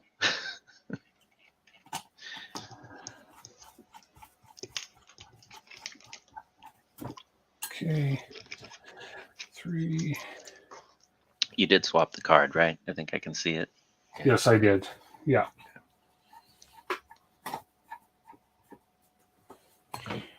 And least but not last, 4. There we go. Now we can plug the power. Pi power. And the USB. Oh, sure. You're going to be different orientation. No, hang on. Come on. If you have to flip it more than once, you're just playing with it. There we go. Okay. Now we power it on. Let her rip. We have lights on the Pi. Yay. Still going to touch my cable to make sure. I'm paranoid about that cable. It melted. I don't know if I showed you the other cable, but Yeah, I saw it. Yeah. Literally melted that thing. Yeah, Well, you then can see it right there. I think what happened, I think there was 24 volts going through a 5-volt cable. Oh, 5 volts will melt that cable. Oh, will it? I think okay. it was just, it was just not supposed to Not do supposed what to it have would. power It wasn't through supposed to be doing what it was doing. No. Yeah. So now we'll give that a second. And yeah, it's never right the first 2 times. You're right. So I should, I should The actually quantum transfer. plug. Oh, I wonder if I can transfer this heatsink. Oh, that was sticky. I'll just throw this heatsink on this Pi. There you go. Oh, that's tough to get off. And I'll just let Jason know that this Pi was dead on arrival. Okay. Yeah, because the light never did come on at all on the Pi. Yeah. Okay, let me see now. Yeah, check your cable again. Your USB cable. Oh. Make sure it's not. Oh yeah, no, it's cool. It should be. It's beautiful. I could stick my tongue on it, but I'm not gonna. It's a weird thing to think of. You've known me long enough now. You shouldn't be surprised. There we go. Let's see. Got something. Yay! Yeah. Connecting to Voron 0 local. Connection failed, of course. It still might take a second. It might take a second.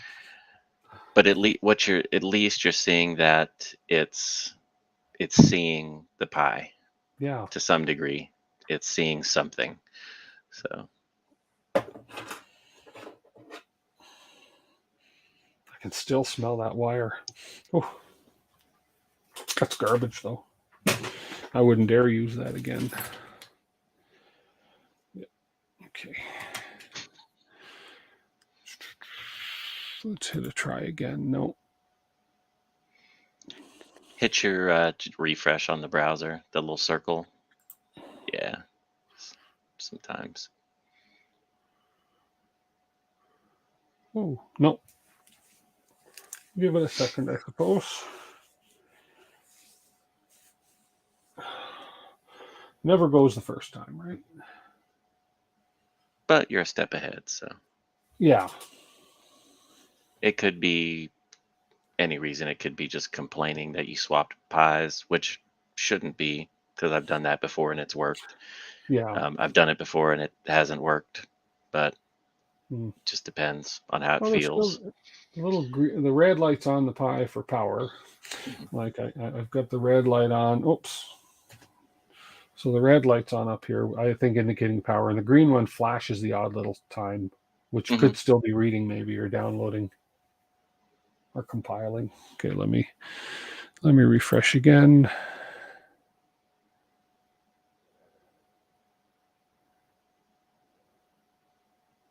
Oh, it's going longer this time. It's thinking a lot longer this time. No, connection failed again. Okay. I mean, it could be a couple things. Worst case, take the SD card out, rewrite it, put it back in Right. fresh, you know. And in this case, uh, maybe just do it, but Yeah. give it a few minutes. I'll give it a couple more. Yeah. So I had one time. I think it was the 2.4 that I turned it on like this, and I was like, because everything's on the bottom. It's a pain, and Um, I just left it for a few minutes, came back, and then it was yeah. fine. But Are both boards grounded together? I don't think they are. is there a controller? Yeah, the light on the control board was on. Yeah, it's red. Yeah. So you can probably see it on this camera right above my finger. Yeah. Or maybe not. Yeah, but yeah, that controller light is on here on the board, and we got a red light on the Pi, on the left LED on the Pi. Okay, I'll try refreshing once more. Yeah, if not, we'll just reflash the. Well, and what I'll do this once more. I do this on the rat rig the odd time. I just close the window, open a new window, and go Mm, mm, voron.local. And sometimes that works for some reason, but no. Okay, well we can reflash it then. yeah. Okay. And I think I had luck with my little tweezers. Where did I put them? It was the This easiest is way to just pull. another reason I do them before I install it. Yeah. It just makes it a whole lot easier. I mean, yeah, I have to look and see where the jumper goes, but it just makes it easy. They were right in front of me, for goodness sake. Anyways. Yeah, because I cannot get my fingers in there. Let's just see. Nope. Where's my little tweezers? They were just here. For goodness sake, Tim.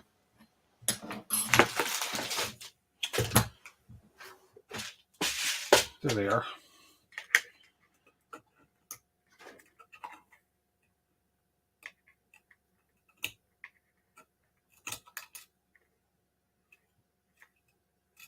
Yeah, Ben, it's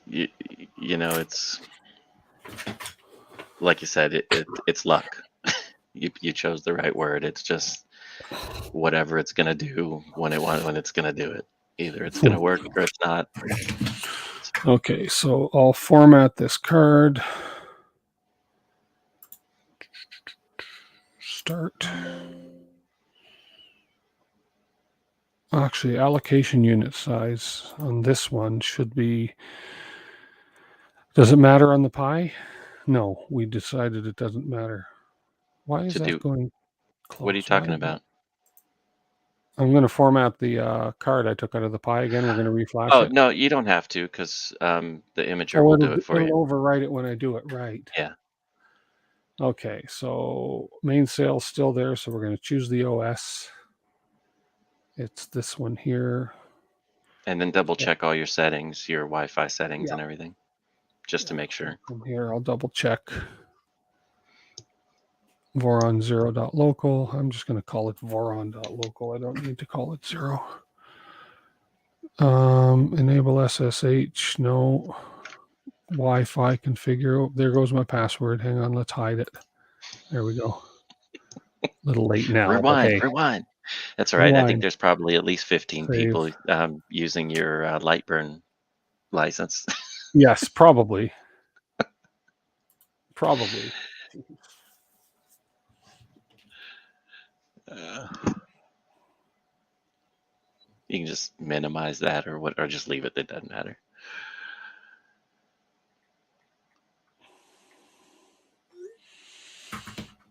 Insert a disk into drive D. What are you talking about? Insert a disk. Just leave it alone. Leave it Don't alone? don't don't mess with any of that. Really? Go to the bottom, see your little Raspberry Pi guy. Click on that. Yeah, see, Oh, it's it's going. running. Oh, Yeah, it just recognized it as a drive because of the way it formatted, so it popped up and it's going, huh? because it's not in a format that Windows wants. Oh, So okay.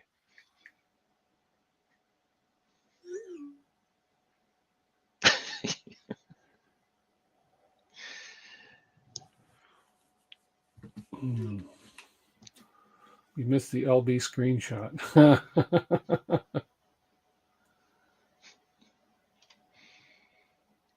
just Need to go click back to on that video, like, subscribe, and screenshot.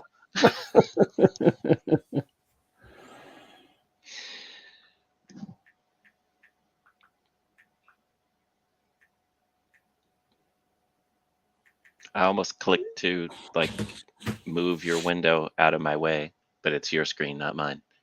Oh, I'm like, what do I have open?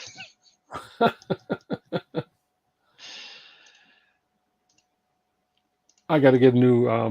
It's funny, my Lightburn license is over a year old. They've got a new version, and I Hmm. have to buy the new version. Well, The you license get is it. only good Well, for a year. well, But you get a 30-day trial. yeah, well, So I've made probably a couple $100 using Lightburn and my laser, so it's paid for itself. So yeah, it's expensive now. Well, compared to what it used to be, oh yeah, it's gone up it's significantly, almost 70 doubled. something dollars, I think. I know. It's not like they can claim coronavirus shipping. No, Yeah, come on.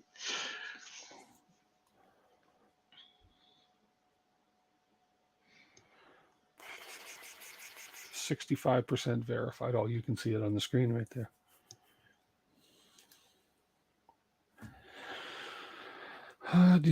Do. Where did you go? There you are.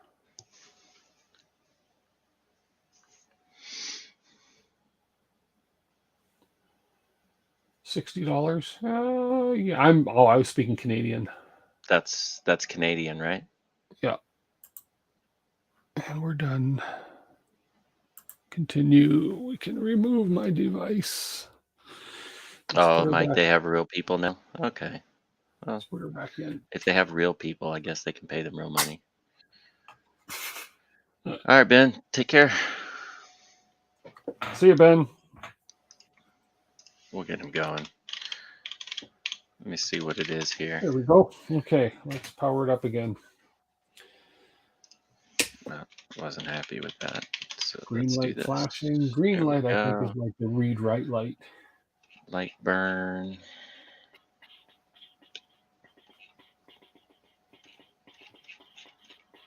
We have action on the Pi. Really? There's nothing I can do? Oh, buy light burn. Light burn. Oh yeah, $60. For some reason That's I thought it US. was more than that.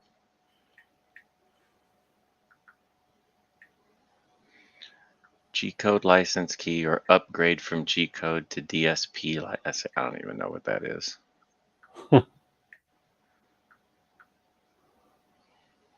DSP. Oh, a DSP key is 120. DSP key. Yeah, it's just a G code key you need for the most part. Is that just for like different? It just looks like the. It looks like the 3018 box where it's got the little up, down, left, right button No, box. no, the Siri cancel. I don't know what you mean by. I know the Siri cancel. Oh, shut up. I didn't talk to you. Hmm. I hate when my Alexa does that sometimes. She just randomly blurts stuff out. Okay, we still have the green light and the red light on. Green light's flashing on and off. So it's obviously writing. I think the green light on the Pi is the read write light. Because you can see it right in Yeah. front of my finger flashing away. Yeah.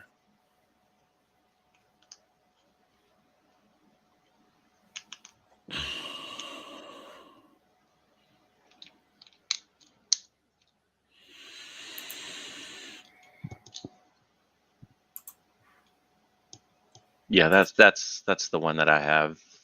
Mike, like I said, I don't even know what the other one's Yeah. for. Not that sophisticated.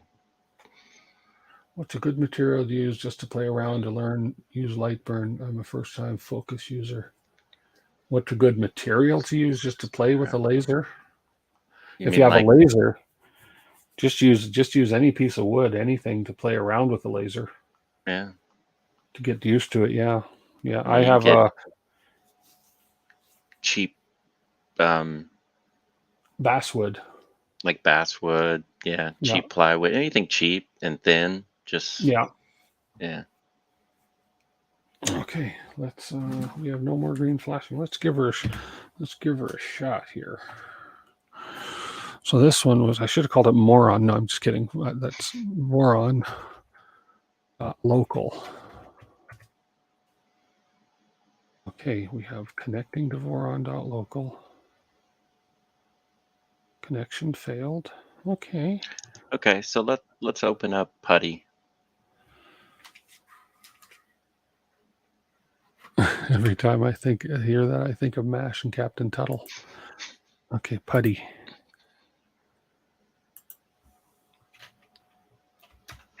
There's Putty. Mhm. And in the right there, type voron.local.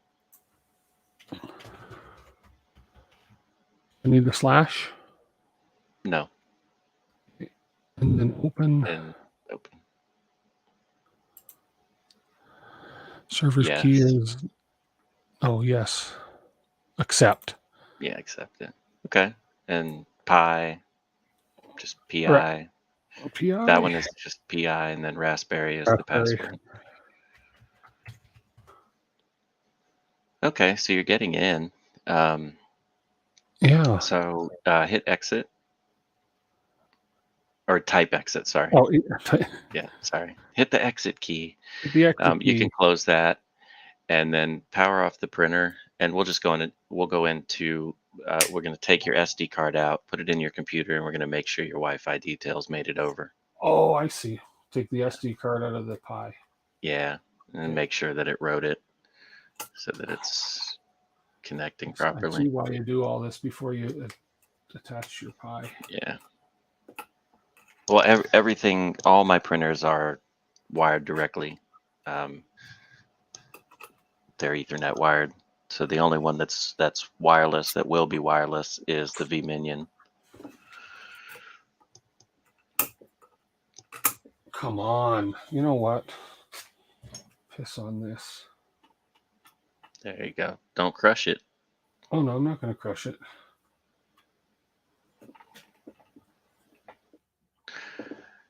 It's quicker. It's quicker for me to remove the board than it is to frig around with that card a few times. Oh, duh. Yes. Yeah, no, Zenbender's right. Leave the card in. Oh, Because I'm half of me's thinking you're on fixing your Wi-Fi, and half of my brain's thinking on how I do it with all of them being plugged in directly. Oh, okay. Um, Oh, Putty wouldn't connect if it wasn't there. Is that right? right, Yeah. right, because it's finding it on your network, so it's looking for, yeah, it's going to be the Clipper service. Check Clipper service.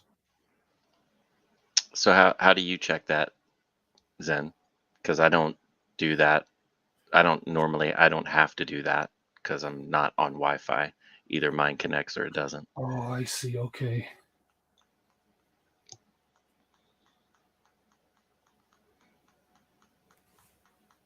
What happens, Tim, when you put in your voron.local without the backslash? Without it, Yeah. I'll show you here. Not that I mean, it wouldn't make sense that it would be much of a difference, but okay. Oh, it automatically just kind of, yeah. It just brings it in. Yeah. Yeah. Okay. But your printer's off right now, right? No, it's on now. I turned it back on. Oh, okay. So let's go back into Putty. Mm-hmm. Oh, sure. You're not going to. I don't like this new Windows interface. Is that 11? Oh, and then my Voron dot local. Yeah. And open and Okay. log in as Pi. There we are. And then type in what Zenbender put, the sudo service clipper status. Okay. Sudo service.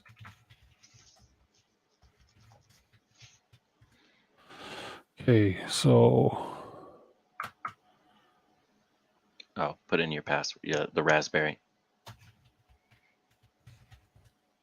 okay.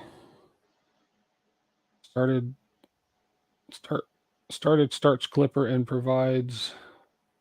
Can't make that window bigger. There we go.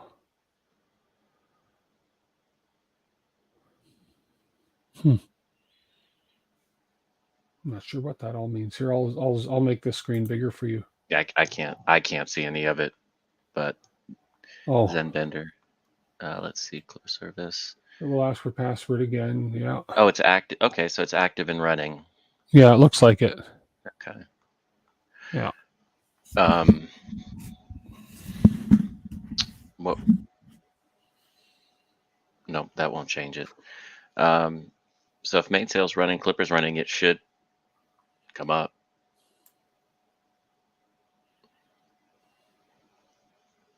Yeah, it looks like it's not going to Moonraker. I'm just looking at the little. Mm-hmm. So it has mainsail, then it says, okay, boom, it fails between mainsail and Moonraker.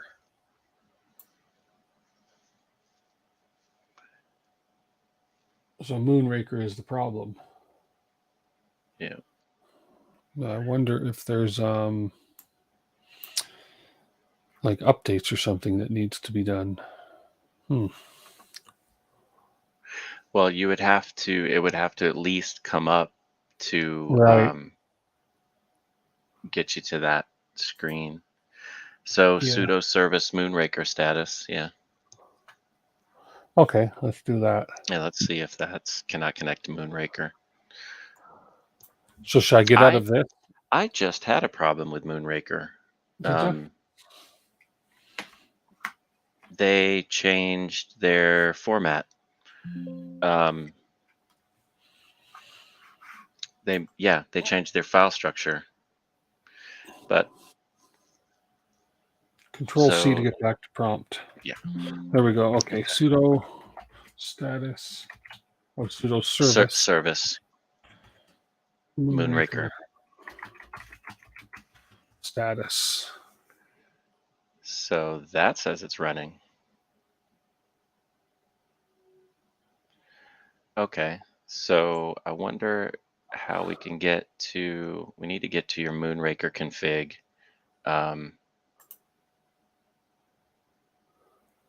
And see if it's an older version or what they just recently changed.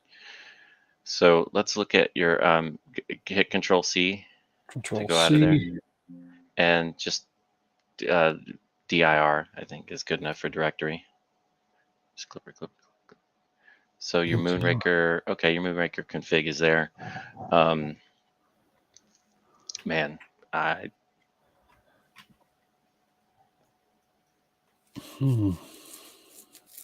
seriously, you guys.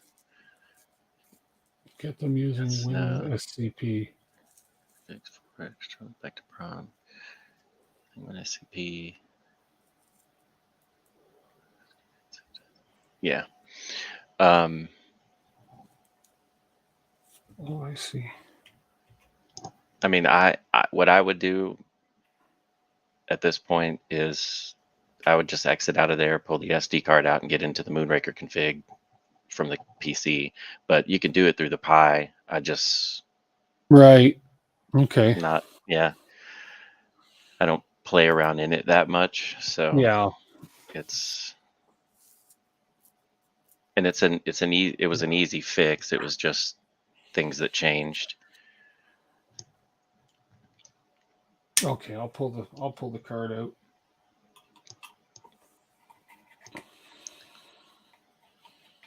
And it'll be easier if I just unscrew these and get the card out this way. That way it's going to be easier to put in and take out, put in and take out. Yeah. Yeah. If you and yeah. What time is it where you are, Jason? 10 o'clock? 10:30? 9:30. Oh, you're an hour earlier than me. Okay. Yeah.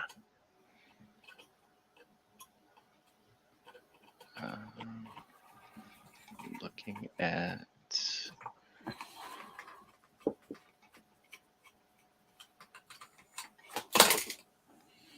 Okay. Yeah. File manager and data store. So that's what we pull the card and put it in. Put it in the computer. Yeah. Yeah. Okay. Yeah. There we are. And hunt around for the Moonraker config.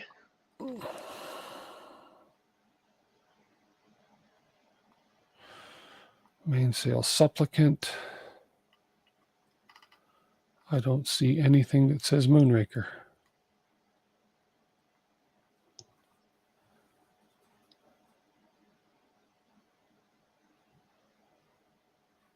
Config. It doesn't say Moonraker, just config. No, that's for your Pi. Yeah. You know what? Yeah, while you're here, let's check your Wi-Fi details. Okay. I mean, it's connecting, but I mean, yeah, just while you're there. I need Notepad++ on this, don't I? Yeah.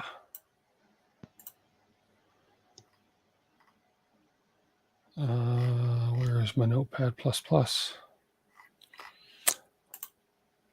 Notepad.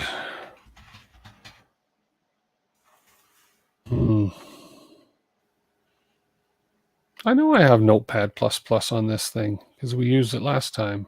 If not, it's not a big deal. I mean, it's working. It's connecting.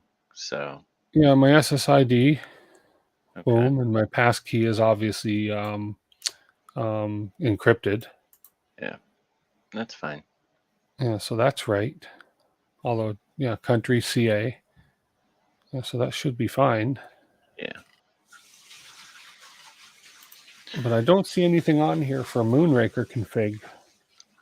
Checklist is set as follows.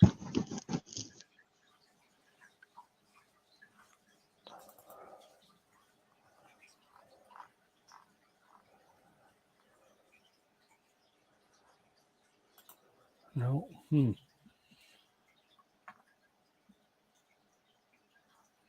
Also for Moonraker, check this is set as follows server host. Yeah, I'm looking at what he wrote.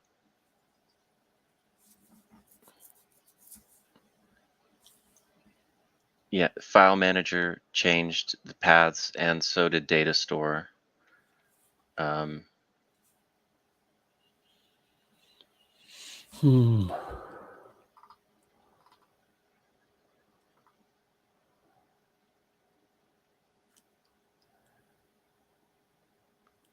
Yeah, been long and true. Well,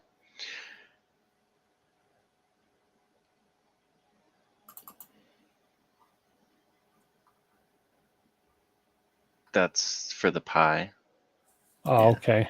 Yeah, I'm just looking around, see, but yeah, nothing. Yeah, nothing about Moonraker in here. Yeah, I mean, I know you won't find things like your Clipper config, your printer config. I know you won't find it in there. All right. I mean, just close it down. There's nothing you're going to do in there. Yeah. So we're going to have to do it in either in Putty or yeah, we can probably just do it in Putty and go back to it. Just have to, if somebody's good with the Linux commands in Putty, then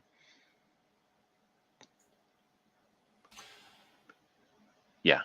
So just take your card back out, put it back in the printer. Put it back in the board. Yeah, put it back in the board, and then we'll connect to it.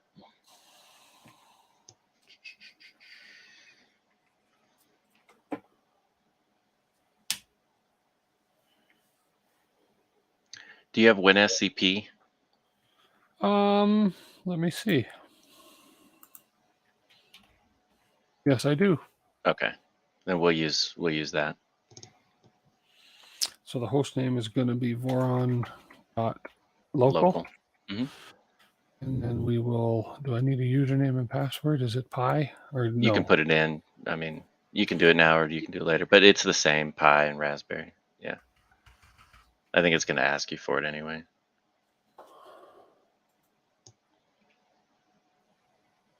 Same thing, yes. Okay. There we go. There's Moonraker folder right there. So open that up. And I just can't see. It's there. Yeah, that helps. I don't know. Open the folders. Open Moonraker again.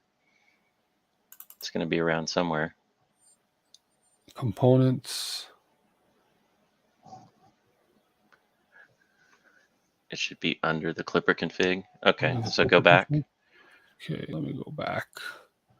Not on that side. Yeah, on this side. So right there. Right there. Yeah. Yep. Moonraker. Oh, under Clipper config.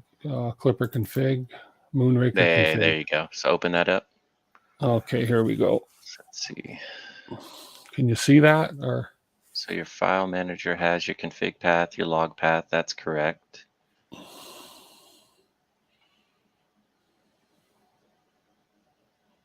Scroll down.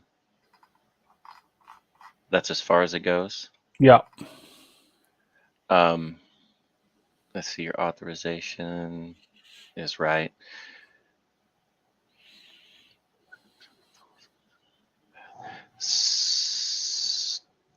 You're gonna want to create another section in there.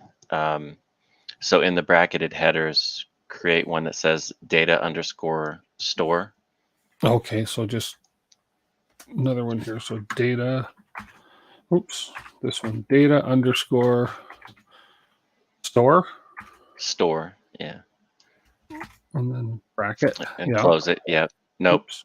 Yeah. Oops. Come on. This one. The other bracket. Yep. And the next, then the next line down, temperature_store_size : space. I don't know. Put 600. Whatever. Just put something in there. Yeah. Okay. And the next line, put Gcode_store_size : space 600. Just, but I don't know. Put them both 600. And that's probably fine. So save that. Okay. And close it. You can end your session and then we can try to get back in. Oops. I can just close it. And I want to say terminate without saving workspace. No, I got to save it, don't I? Press no to enable automatic saving of workspace. I don't know. Click yes, I guess. Because I saved that change. Yeah. I could always go back in and see, but it should be fine. Well, why don't I just quickly go back in and see? What was that? Win SCP. I'll just double check to make sure that did save it.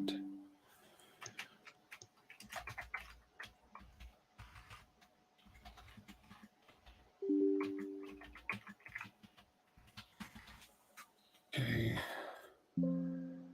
That was under Clipper config, Moonraker config, and it did save it. Yep. Okay. Yeah.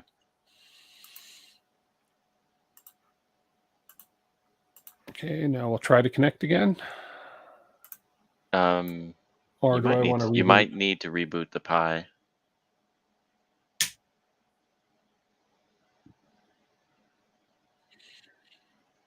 I don't know if it is. Is my IP range in the list of authorization? In PuTTY, do an if config to see what your IP is.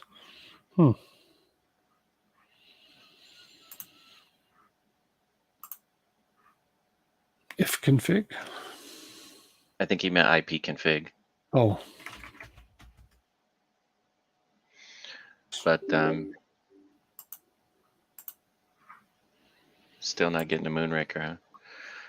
No, I haven't tried. I haven't tried again yet. Oh, that was an old. That's the old window. Yeah, close all that. Yeah. I'll open a new window and try one.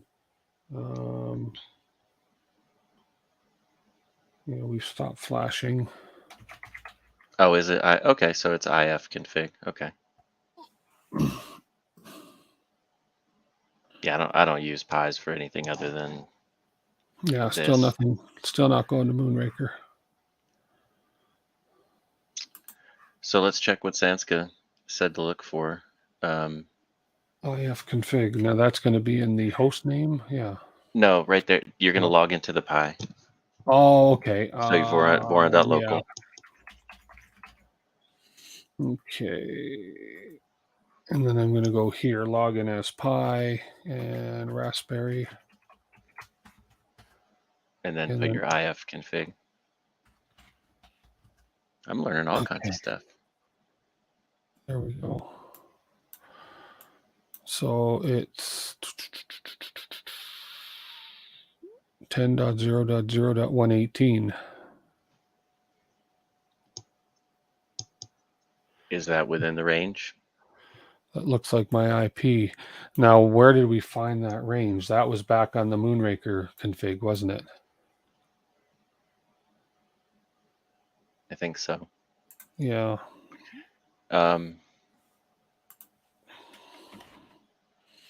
Somebody rewind and look at it so he doesn't have to. Well, go ahead, log back in. Won't kill you. Oh, it's okay. Yeah, I'm here. I don't want to upgrade. No, close.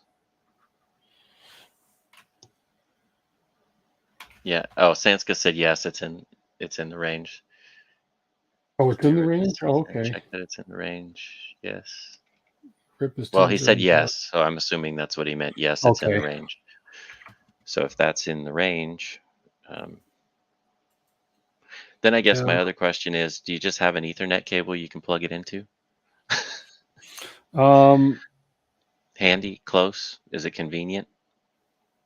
I have an Ethernet cable that's running my computer. It would switch it to Wi-Fi, but I could try. Let me see. Yeah, there's the range where it was right here, 10.0.0.0. Yeah. Okay. Yeah. Yeah. Okay. So let's just close this. We can exit out of this. And I'm going to do one more refresh here just because. And then if not, then what I'll do, okay, let's see if I actually have my Wi-Fi hooked up here. Oh, come on. Make sure my Wi-Fi is on. Wi-Fi settings. Network and internet. If you go back a page, your Wi-Fi was off. See the top bar? Go back right there. First bar. Yeah, right in the middle. Right Wi-Fi is off. Down. Oh, right here. Right. Okay, well, let's put the Wi-Fi on. And show available networks. And I am on, oh my goodness, look at my neighborhood. I'm the top one. And connect automatically. Connect. Should remember my password. Because if I don't do that and I unplug my internet cable, you guys will be bye-bye. Connected, secured. Okay. So let's find where my internet cable's plugged in on my computer. Where is it plugged in? Oh. Okay, I'm going to unplug my internet cable. And he froze. Okay, are you there now? Yeah. Okay, it just kind of refreshed itself. Okay, so here's my internet cable. Come on. So if that's the other thing we can try too is reflashing the board, but the main board. The main board, yeah. Well, I've got my internet cable out now. Why not just plug it in to the Pi, right? Because I'm thinking it might not. That was probably a dumb thought, yeah. But whatever, it's going to do the same thing because it's still It's still connecting. It's just not connecting to Moonraker. It's connecting to your internet. It's not connecting to Moonraker. Okay. Yeah. Okay. So. Okay. Yeah. You go back the other way. Okay. Okay, let's put you back in. Sorry, Mr. Wi-Fi. I didn't mean to insult you. Or Mr. Internet. There we are.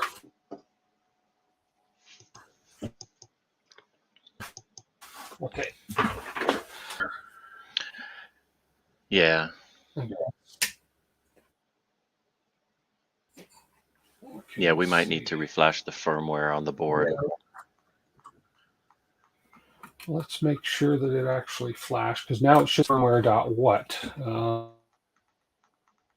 Well, whatever's on that small SD card for the SKR board, just delete it and put your firmware.bin Or directly on it, a fresh file.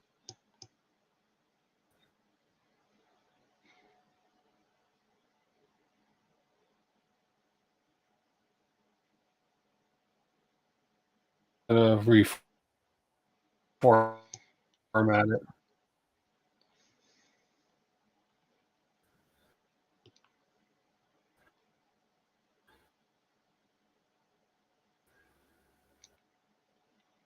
Here we are. And we'll eject you.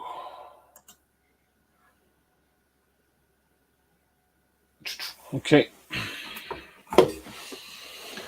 So Go now back in. yeah, just put it in and turn it on.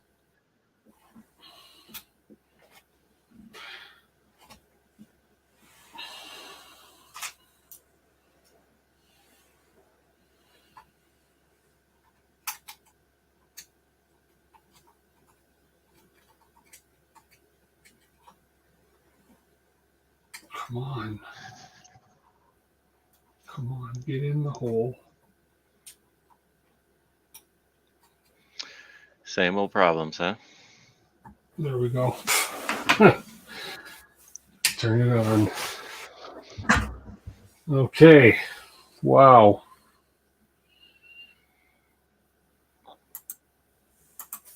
Let's close this one. That's the old one. We'll open a new window.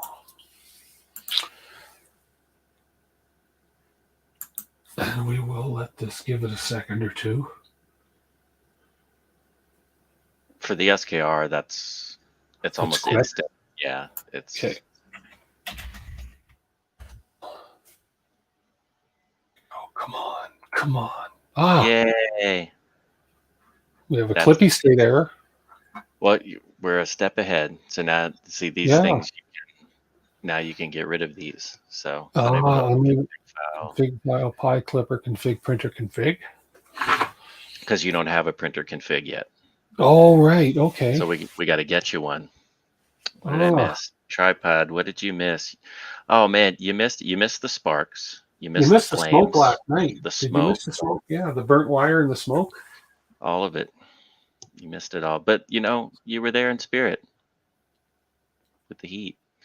So now you have to get yourself a config file, which you can get. You can take an example from the Voron GitHub for that board. So if you just search Voron GitHub, and it'll bring you a link to it. Voron GitHub config. No, just Voron GitHub. Yeah, just keep it simple. Yeah, and then just GitHub or click Voron 0 there. Voron 0. This one here. Yep. And go to firmware. I think it's in the firmware folder. Config. There you go. And it's an example one. Yeah, SKR Mini E32, SKR Mini E33 is what I've got, I believe. No, I think you have the V2. Look at your board. Another V2? I don't know. It should be printed on the board. It should say like BTT, SKR Mini E3. Oh, V2. Okay. Yeah, there we go. Okay, so this one. So click that. How do I down? GitHub always gets me because I know. How do I actually download the file? Just copy it all. Well, you can download the whole repository or just open it up, copy the contents and paste it into, but get Notepad++ if you don't have it installed. I should. Notepad. I had it installed for the rat rig. Nope, right there. There it is. Okay, so Oh, just open a new one. update this pack. Yeah, okay, we'll update Notepad++. Why not? Close node process. Sure. Yes. English. Next. I agree, even though I didn't read you. Well, Next. if you disagree, you won't use it. So Great shortcut on desktop and stuff. Yeah, I know, right? It's like, duh. Okay, there we are. They're fast to do. Okay, there we are. Notepad++ is open right there. Let me do a new note. So you want me to copy it into the Notepad? Is that what yeah, we're going you to can do? either highlight it all or you can copy it from the raw tab. Either one. Whatever, for you, just highlight it all. Highlight everything, like Everything.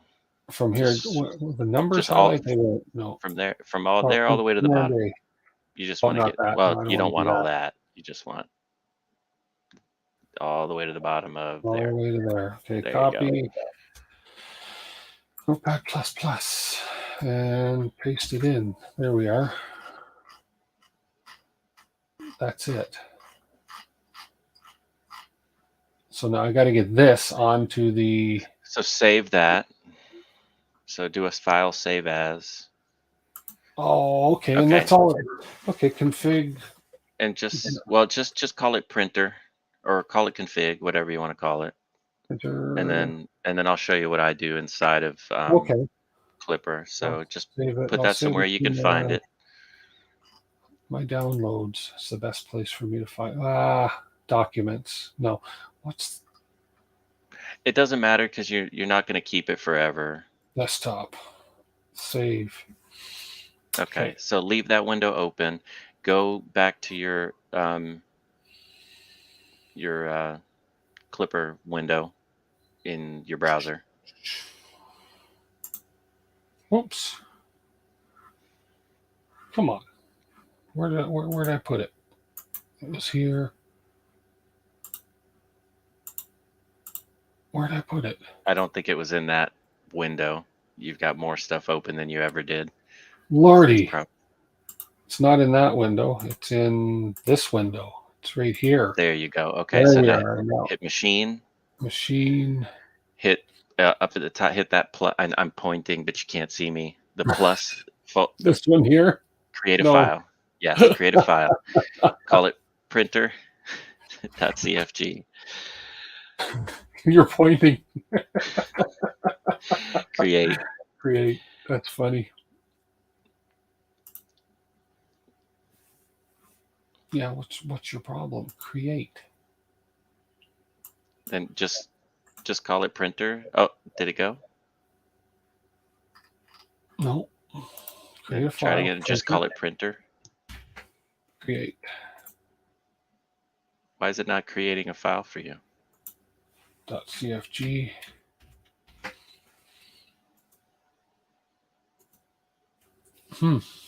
Okay, then just drag over the one you just saved.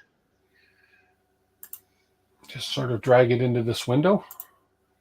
Yeah, you can drag it in there, or you can upload it. You can use one of those buttons to. That way you can use your browser. I'd rather upload it. I'll upload. That way it's easier to find on my desktop and it's printer config. Just called it printer right here. There you go. And just bring that in. Cannot upload the file. Why? I don't know. Root is config. Am I on the right? No, that's where you want it to be. But yeah. Why can't you even create a file? Create printer config. That's what I do. .cfg. Create. I don't know. Hit enter on the keyboard, maybe. It ain't having it. Weird. Oh man. So go back to your printer, your text file. Yeah. And probably because it's a text file.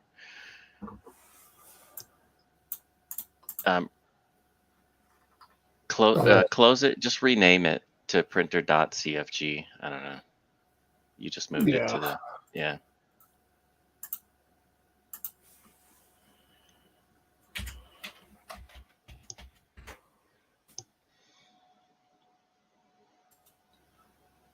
Okay, now let's try it. Now try to upload it.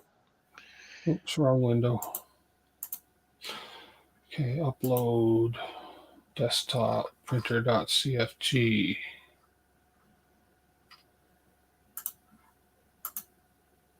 Cannot upload No. the file. Weird. Open your Moonraker config file.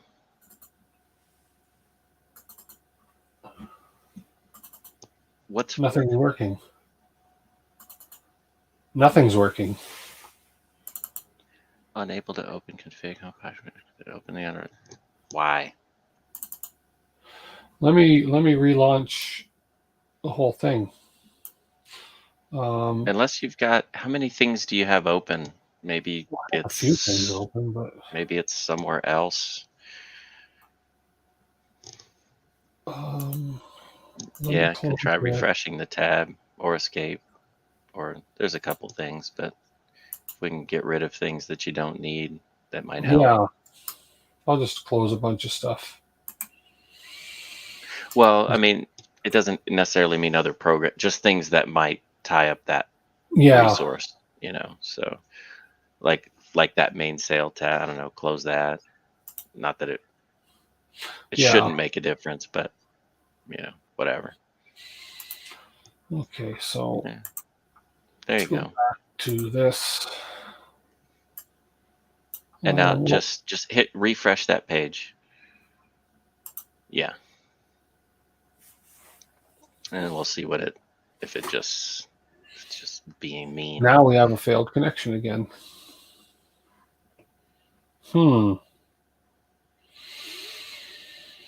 Okay, let's just see. If I start a new window.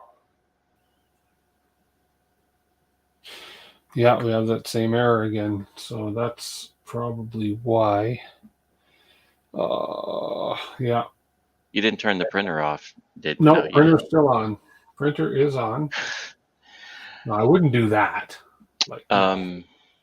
Can you get over to the setting? I can't see it because your window's in the way, but in your upper right, do you have the gears there? Yeah. So if you click on that, do you get the option, or does it just keep bumping the center thing? Yeah, it won't let me Won't click let you it. do anything. Yeah. Yeah. So you know what? Shut that whole window down. That whole browser session. Close that one as well, because it looks like that one is the only tab you have open. Now, In let me that see one what else session. I have open with browsers. I have a bunch of browsers. Let me close everything. Turn off your printer too. All my browsers are closed. I don't need to discard.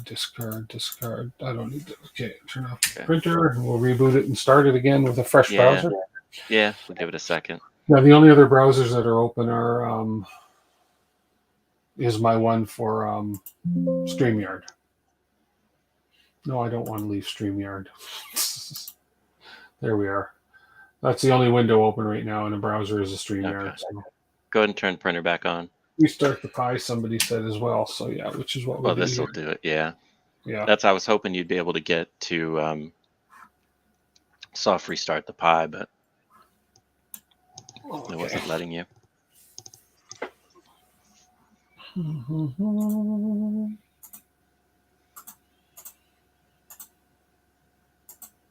And then picture in picture. No, it doesn't work. There we go. That's fine right there. Yeah. Let's try it again now. Voron. Local. Oh, there we go. Okay. Okay, now we'll try go to machine. Let's see if I can create a folder now. Well, I can try and import that one. Well, I'll create one. Let's create see if a I can file. create one. Printer. Config. Oh, there we go. There you go. So now open that, and then you're going to paste the contents of what you had in there, save and restart.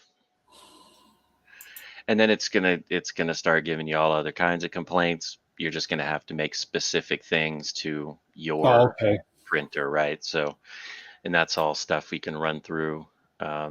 Yeah. Oh, there we are. Yeah. There's the run current instruction TMC 2209 stepper. Right. Blah blah blah. Okay. I mean, I can give you one that will work. Yeah. You'll still Oh, have to make it specific to you. yeah, If you want, I'll just yeah, email it to you right now. that might be easier. Yeah, let's. And that way Okay. it gets me started, Okay. Hold on. and then yeah. Compose.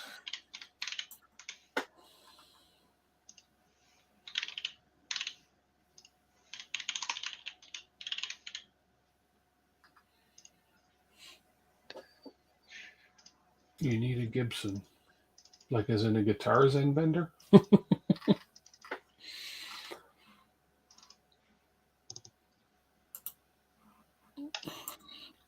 Okay. I just sent it.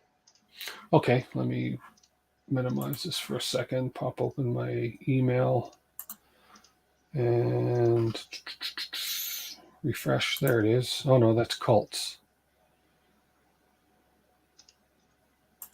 There we go. Save printer config. Save. We will save you to documents. Save. Let's see if I can make sure it's in my document folder.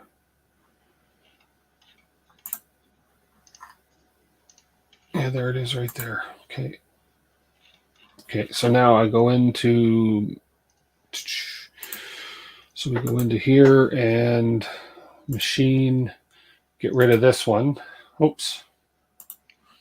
You can just delete it. Yeah. Just delete it. Oops, don't click on it, Tim. Right mouse click and delete it. No, yeah. Delete it. And then in upload, documents, printer, open. There we are.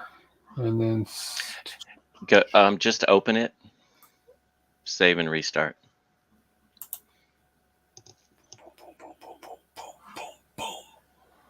Dashboard. Printer is not ready. The Clippy host software is attempting to connect. Please retry in a few moments. Okay. I can do that.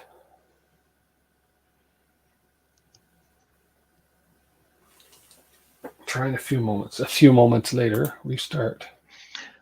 Yeah, let me see if I had something in mind that might be throwing yours off. Real quick.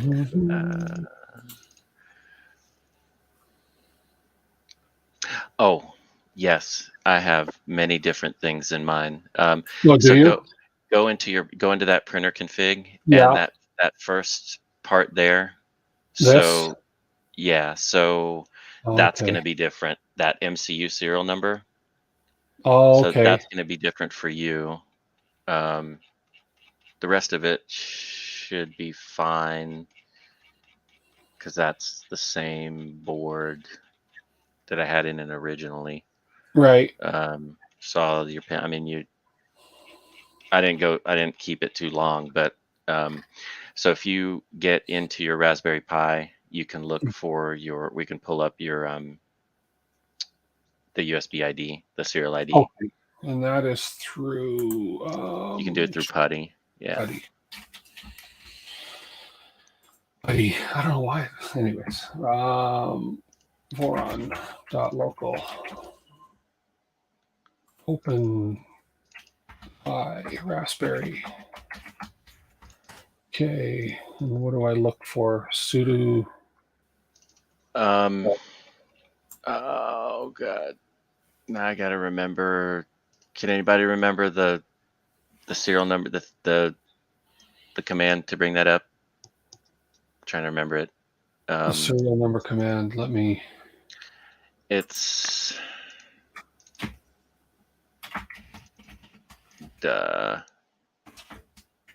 usually just get it off the stupid Clipper thing because half the time it'll pull in and half the time it won't.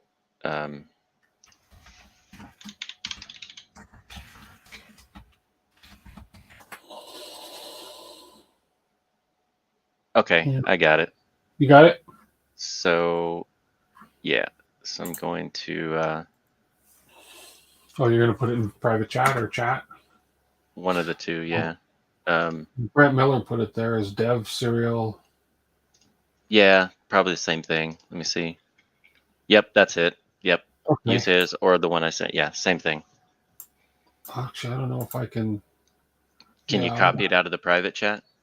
yeah, I think I can copy it out of the private chat. Okay. There we go. Yeah, copy. I couldn't copy it out of chat though for some reason. So copy and paste.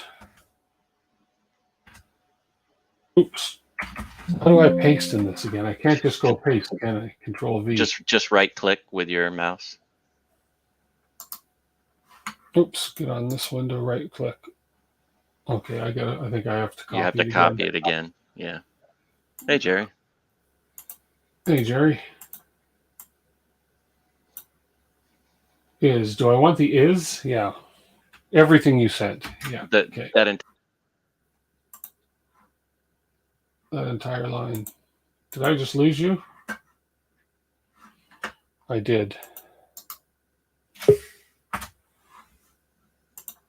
There you go. Sorry. Okay, there we are.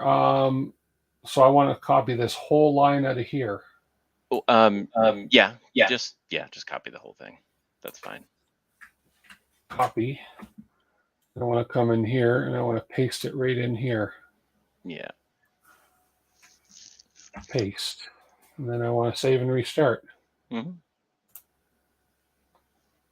Printer config could not be uploaded. Why? What is wrong with you? It's almost like something's not. You know. It might be that you're in it in the Oh, pie. okay. Oh, So go back to back putty to it. and now before you okay, save and restart.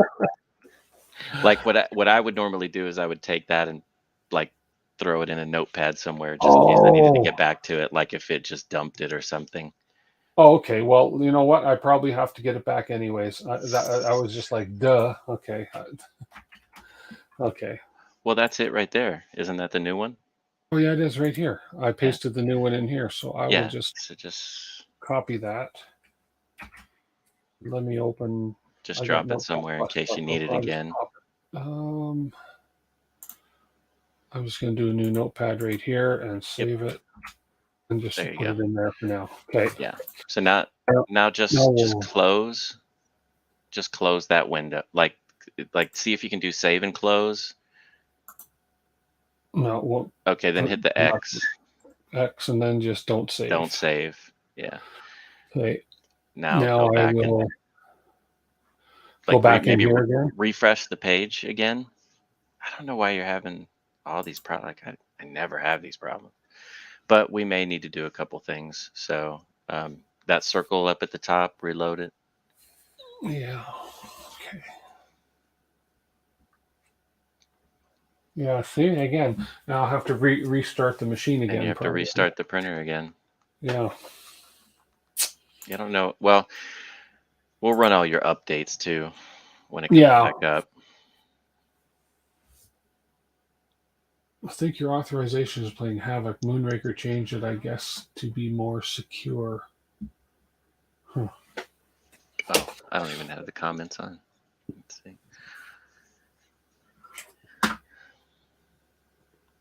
Serial killer, as in Fruit Loops. I wonder if she even remembers making that movie.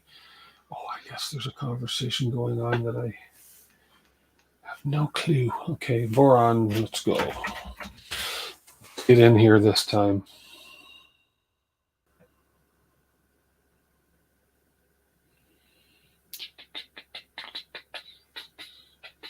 I might have tried too fast. Oh. There we go.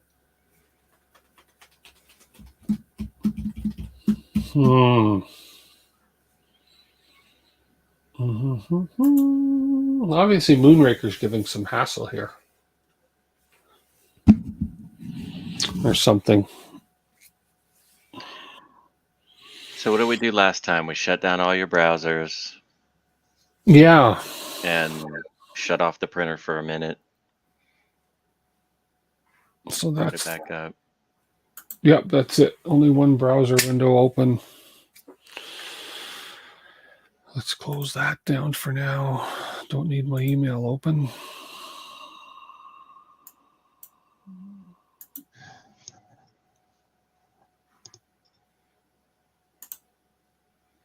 Let's open a browser window.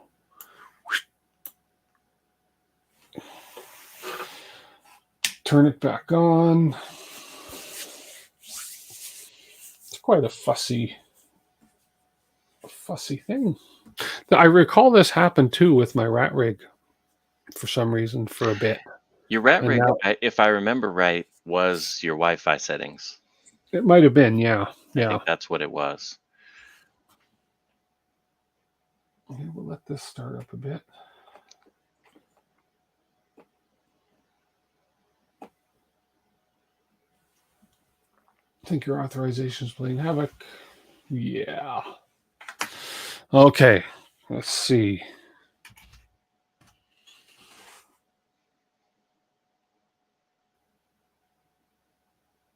Okay.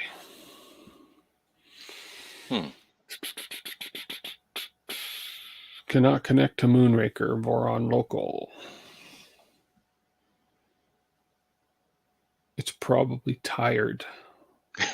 It says it's 11 o'clock. What are you doing? Yeah,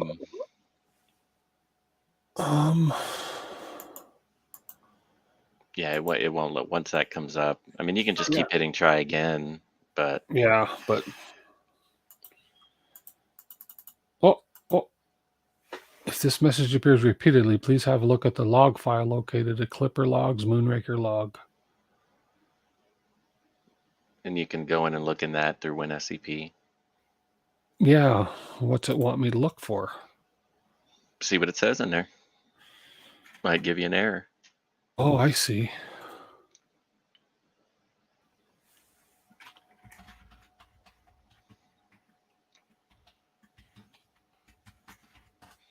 Yeah, I mean, would it make a difference, Brant? Because is this the...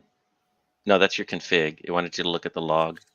Oh, the log. Okay, my bad. Go back and look at your Clipper window. logs. Try it. Clipper logs. Error log. Moonraker log. Moonraker log. There we go.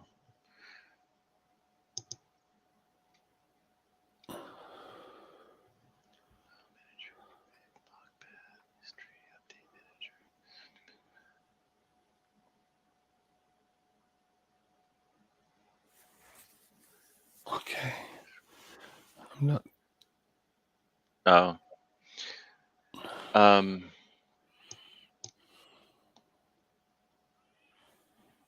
Scroll to the bottom, then look up. So these were all your other errors. Oh, that's a long. Scroll to the bottom, then look up. MCU unable to connect. Firmware reload to config. Restart the host software. Error configuring printer. MCU is the Pi, isn't it? No, the MCU is your main board. Well, the Pi is an MCU, but that's telling you it's right. Firmware yeah, restart it's just not connecting. I mean, last time we reflashed the firmware and it connected. Mm-hmm.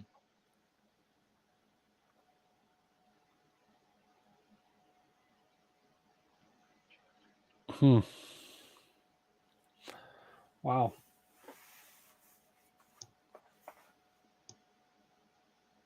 Local doesn't work, but IP does work. Well, you can try that. Try that, yeah. Like I don't have that issue, but if somebody else does, you could. So that was 10.1.1.118, I think. No, 10.0.0.118.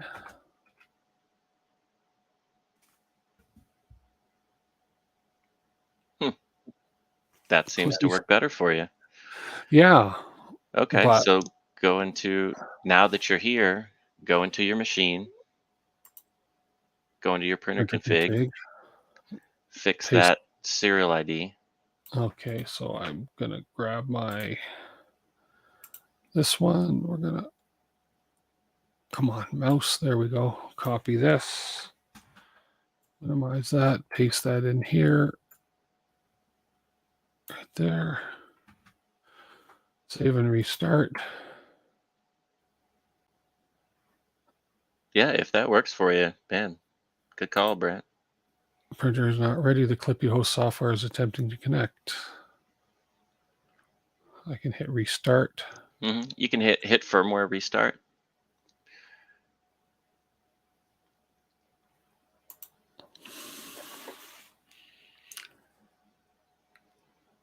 And then hit restart.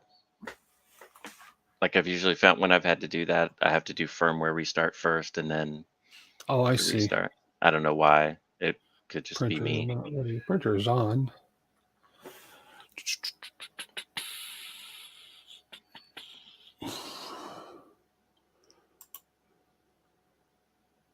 So Moonraker's good. So now it's just trying to get to your Clipper service. Of course. I'm going to try one more thing because this worked last time.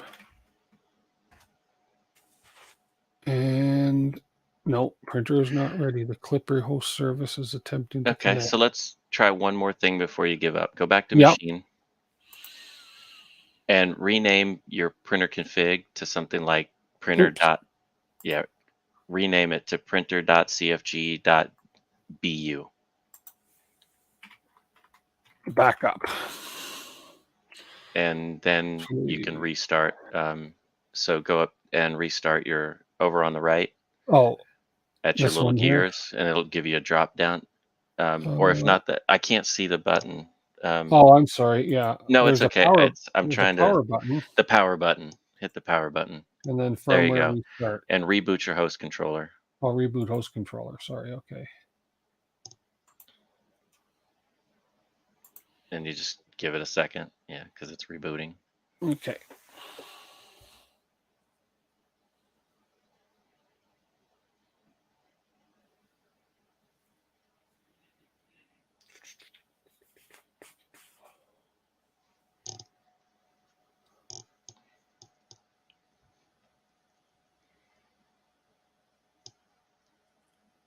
Yeah, Brent, that's what I was going to have him do once we pulled that printer config out.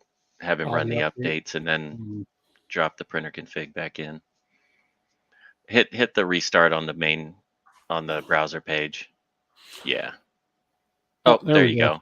Okay. So good. So now it's looking for the printer config. Now go over to your right and start updating. Start at the top and go down. Oh, I see. Okay. Yeah. Which may help. Yeah. Okay, that's done. Next. This one. And that Moonraker update may help a lot. Yeah. Or it could break it. Never know. Yeah. Well, when I do it on the rat rig, it breaks it. So I haven't updated the rat rig at all. I know. I don't mess with the rat. It's printing. I leave it alone. Exactly. I figure if it ain't broke, don't fix it. And it's funny because I have Rat OS running on 2 other printers that aren't rat rigs, and I never have a problem with the updates breaking. Oh, wow. And the only one that Moonraker broke was the 2.4, but it was easy to fix in the config. It just does whatever it wants.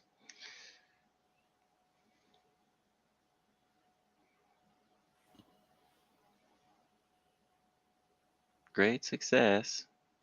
Updating Clipper may need a new compile and flash a firmware. Try again now. Cannot connect to Moonraker. Yeah, because it just reset. Well, it just reset Oh, the I service. see. So and then close. Close, and then we can update the mainsail. Yeah. Yeah, that one's was fast. quick. And then Clipper. No, system, 2 packages. This one. Yeah, that's good. Upgrade. That won't take too long. It's when there's like 17 or something that takes a few minutes.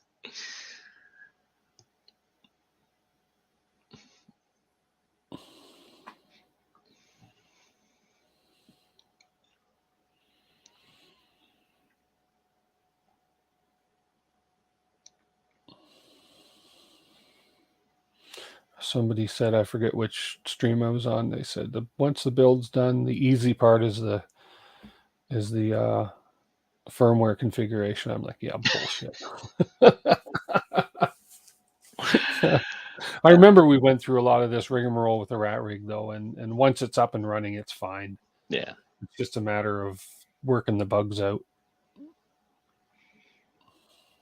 And it's funny, and for some people, it just goes through without issue, no problem. Yeah, Like for me, 90% of the time, it just no problem, just just goes works. right through and it's happy. Yeah, I have an occasional issue, but usually Well, not four issues.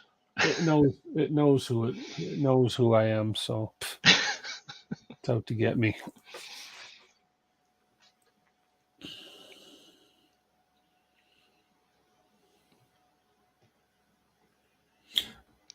It's easy unless you say it's easy. Yeah, there's a T-shirt, Zen Bender. There's a great T-shirt idea. It's Yeah. easy unless you say it's easy. It's So when everything true. goes bad. Oh, it's easy. 6 days later.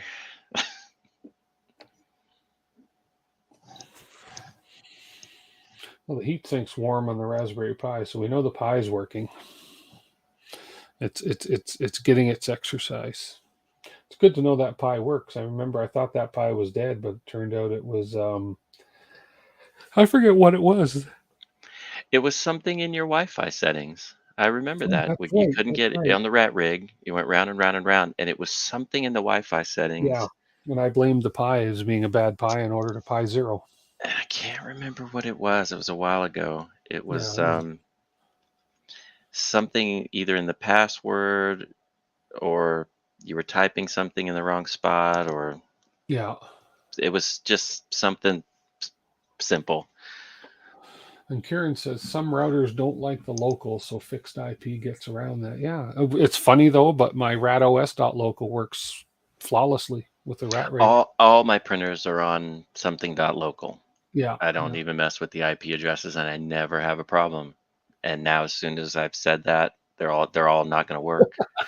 But it's Too funny. and I mean, some of it could just be, like the process, the steps. Yeah. Like it might just be, if I do steps A, B, There we C, go. D, and someone does A, C, B, D, because it shouldn't matter. Maybe I don't know. Yeah. Okay, there we go. So So now should I now rename this rename again that. or Yep, rename that again. oh, okay, take out the BU. Rename Rename. Then and open it restart. Open it. Oh, okay. and hit save and restart.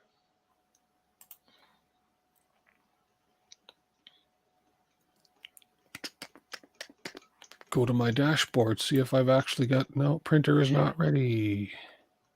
Firmware restart. Let's do that, I guess. Yep, click that one first. Let it do its thing. And then hit the other. If that didn't do anything, you can do it from the power button too. But Host control reboot again? Or just a firmware restart? why is this over here? I clicked all my windows away. So yeah, so I must have been playing with that printer config, and for whatever reason, it's not happening. So you can go ahead. Will it let you hit machine? Yeah, I just replace it with that sample one. At least that'll get you started. I can get you back to a different one, but I had things with I have a display and LEDs and other MCU controllers that I had running on mine, and let me delete that one and let me. Shouldn't. I mean, it should throw errors. It shouldn't just say like, "Sorry, right, you get nothing. You lose. Good day, sir." It shouldn't do that. I think that was a sample one right here. Printer config. Why is it called .text? I don't. Oh, Because it is a .text, so just rename it. yeah. Yeah. There you go. Rename. We'll go into it, and we Save will and restart. save and restart. Yeah.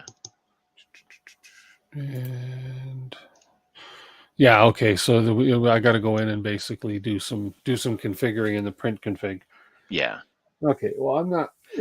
It's And you just really fix late. those, one or Yeah. two lines at a time, and they eventually all go away. So, Yeah. And yeah. basically, so I can come up here and it tells me, okay, sections, and I'll look at the I'll get into the GitHub and have a look at the different configuration suggestions they have. Um, and do that. I'll work on that. It's just getting a bit late for me right Let's now. see. Let's see one more thing. Machine printer Config. config. This was the old one I had that had MCU display. Because at least with this one, it's not saying it can't connect to the printer.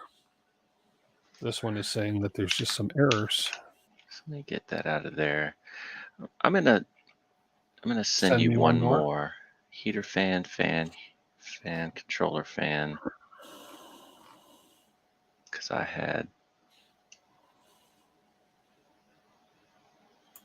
two of them. You don't actually have one. That's the bed heater. You've got the Canovo because you got the kit. Mm-hmm. This one's set for mini afterburner with, I guess, the thermistor they gave you because you used all that. I'm going to comment that out. Leave that there. Okay. As desktop.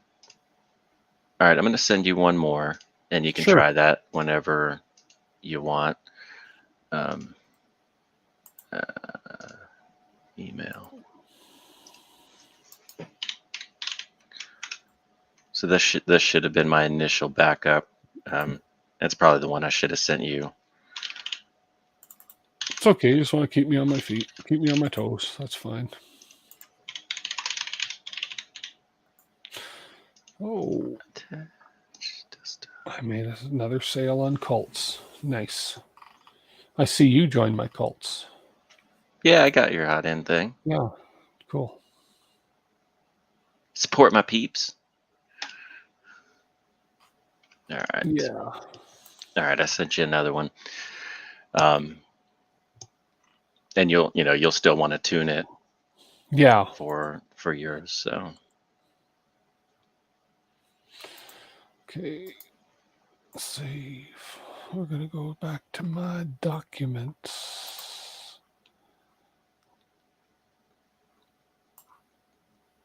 Oh, there we are. Okay, save. Okay, I'll just try it right now real quick. Come in here, upload documents. That was called. It had a date on it, so it would be like March Right there. something. Okay. Yeah. And then you can just rename it because you have to take that date off. Yeah.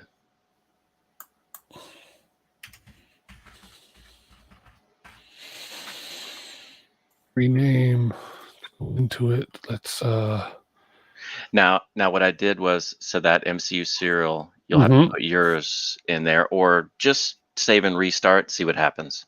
Oh, okay. Because if it doesn't specifically call out that it can't, like it has a problem. Yeah, serial. Okay, Yeah. so yeah, put yours in there.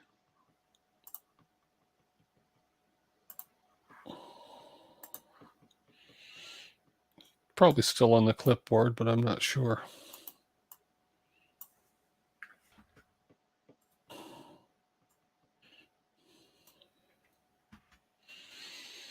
And you want to take that hash out of it.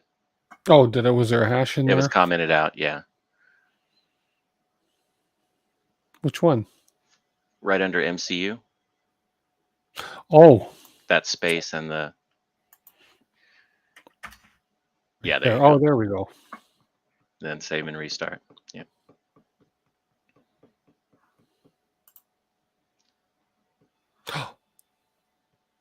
What'd you do? I don't know. MCU shut my printer. My fans just came on. My printer fans just came ADC on. out of range. So it needs to update for your thermistor. Yeah. Oh, I see. That's Okay. all. Yeah. So Okay. because Clipper, between the time I had that, I think Clipper updated their thermistor table too. Oh, so I've just And got your to go in and heater change and your the name heater tag. yeah, because I still would have Yeah. had some things different than you have, but Yeah. those things you'll have to, if you go back Yeah. into it, we can look at it Sure. and then So make your that screen full screen. There we go. So scroll down to like the hot end section. stepper, Or okay, TMC, so thermistor. if that's probably what you have. Um, in your extruder. So you don't have a PT1000, so you're going to want to change that to the thermistor type that you have. Oh, okay. I don't know. I'll have to look and see what. It's going to be the basic. Go all the way to the bottom of that file. Of the I'm not. file. Yeah, all the way to the bottom.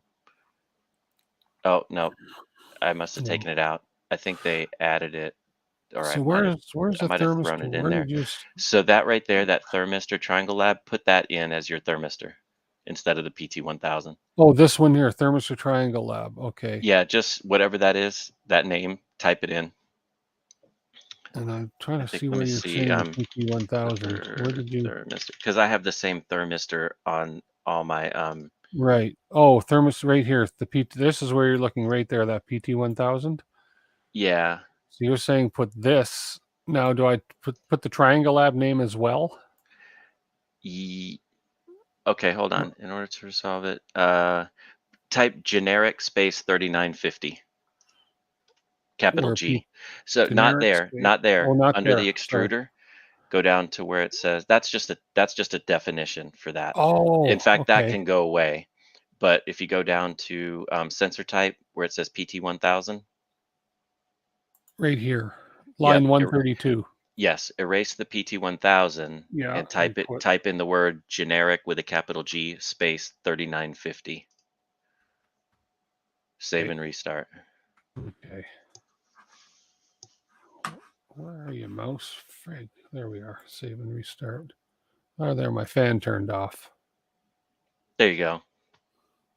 So now Oh, you can there we do go.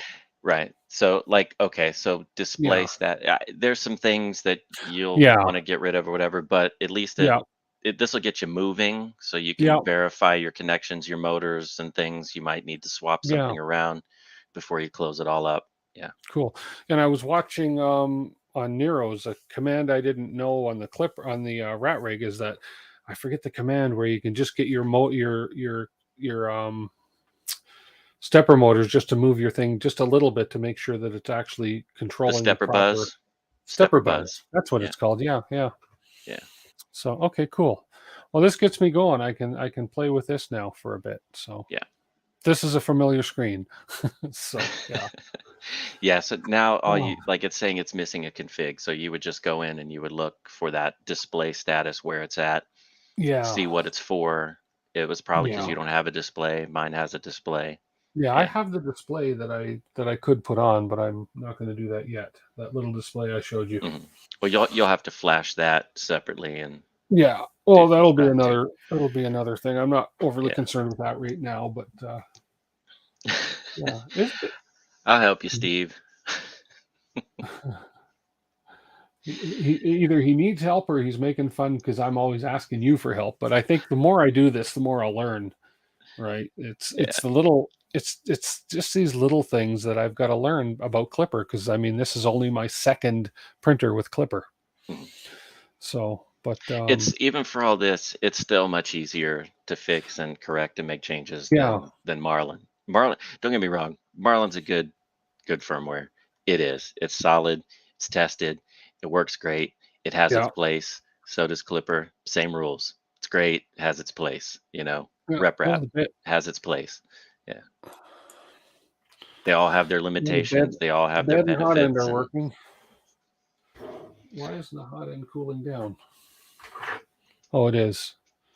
It's just, yeah, I got to PID tune these things too, because I just told the hot end go to 50. As soon as I saw it climbing, I said, okay, 0, but it kept climbing to 50. Ah, I just got to PID tune a few things, and yeah, yeah. cool. Okay, well, this is awesome. This is familiar territory now, so I'll be able to go in, and you've taught me enough in the past about how to manage that printer config file, so that should be pretty simple. So awesome. Okay, Oh 3 yeah, hours and Clipper on the 45 minutes. That's a bad time to start. It works if you get it working. Duet Mini, and I did Clipper on the Duet at first. It was a nightmare. Wow. Yeah. Oh, get rid of it, man. Save $30. Get a big True Tech board and just live happily ever after with it. Well, I'm going to do a couple things. I'm going to shorten that Yeah. power cable to the Pi. That's a little long, and I'll put this together, and then I got to build the dome, the top, The lid, and yeah, the the sides, crown, whatever you want to cool call it. sides. So Yeah, yeah, there you go. So now you got, at least it powers up and does some stuff. The only thing you don't want to do, don't get too far in the build, yeah, in terms of closing everything up so it's hidden before you do some basic checks, like are your steppers moving the right direction, are the right yeah. steppers moving when that kind of stuff, because it's going to be easier to access that stuff now If I need to change anything, yeah, before it you makes start putting sense. That's panels true. and lids and Because it's really, going the to be a rest is whole cosmetic, right. right? Cosmetic and enclosure. Yeah. I don't really need them to test anything. Yeah. Everything can be tested now. I can adjust my Z offset now, and adjust my sensors, make sure they're working good. My end stops, I mean. Yeah. Yeah, somewhere in here, you can go in here somewhere, and you can check your Oh no, that's sensors. right. Okay. I don't know why Yeah. the belt path looked funny, but I guess that's right. This belt path? No, Oh, it's fine. It just, I don't know yeah. why it looked funny It for a looks second. funny. It might just be the angle that I'm looking at. It's fine. There we go. Yeah, you don't have it wrapped around the plastic part, so yeah. No. No, it's fine. Yeah. Yeah, that was actually a whole lot easier to run than the rat rig. Well, yeah, because you can actually get to it where And get to all the areas. Yeah.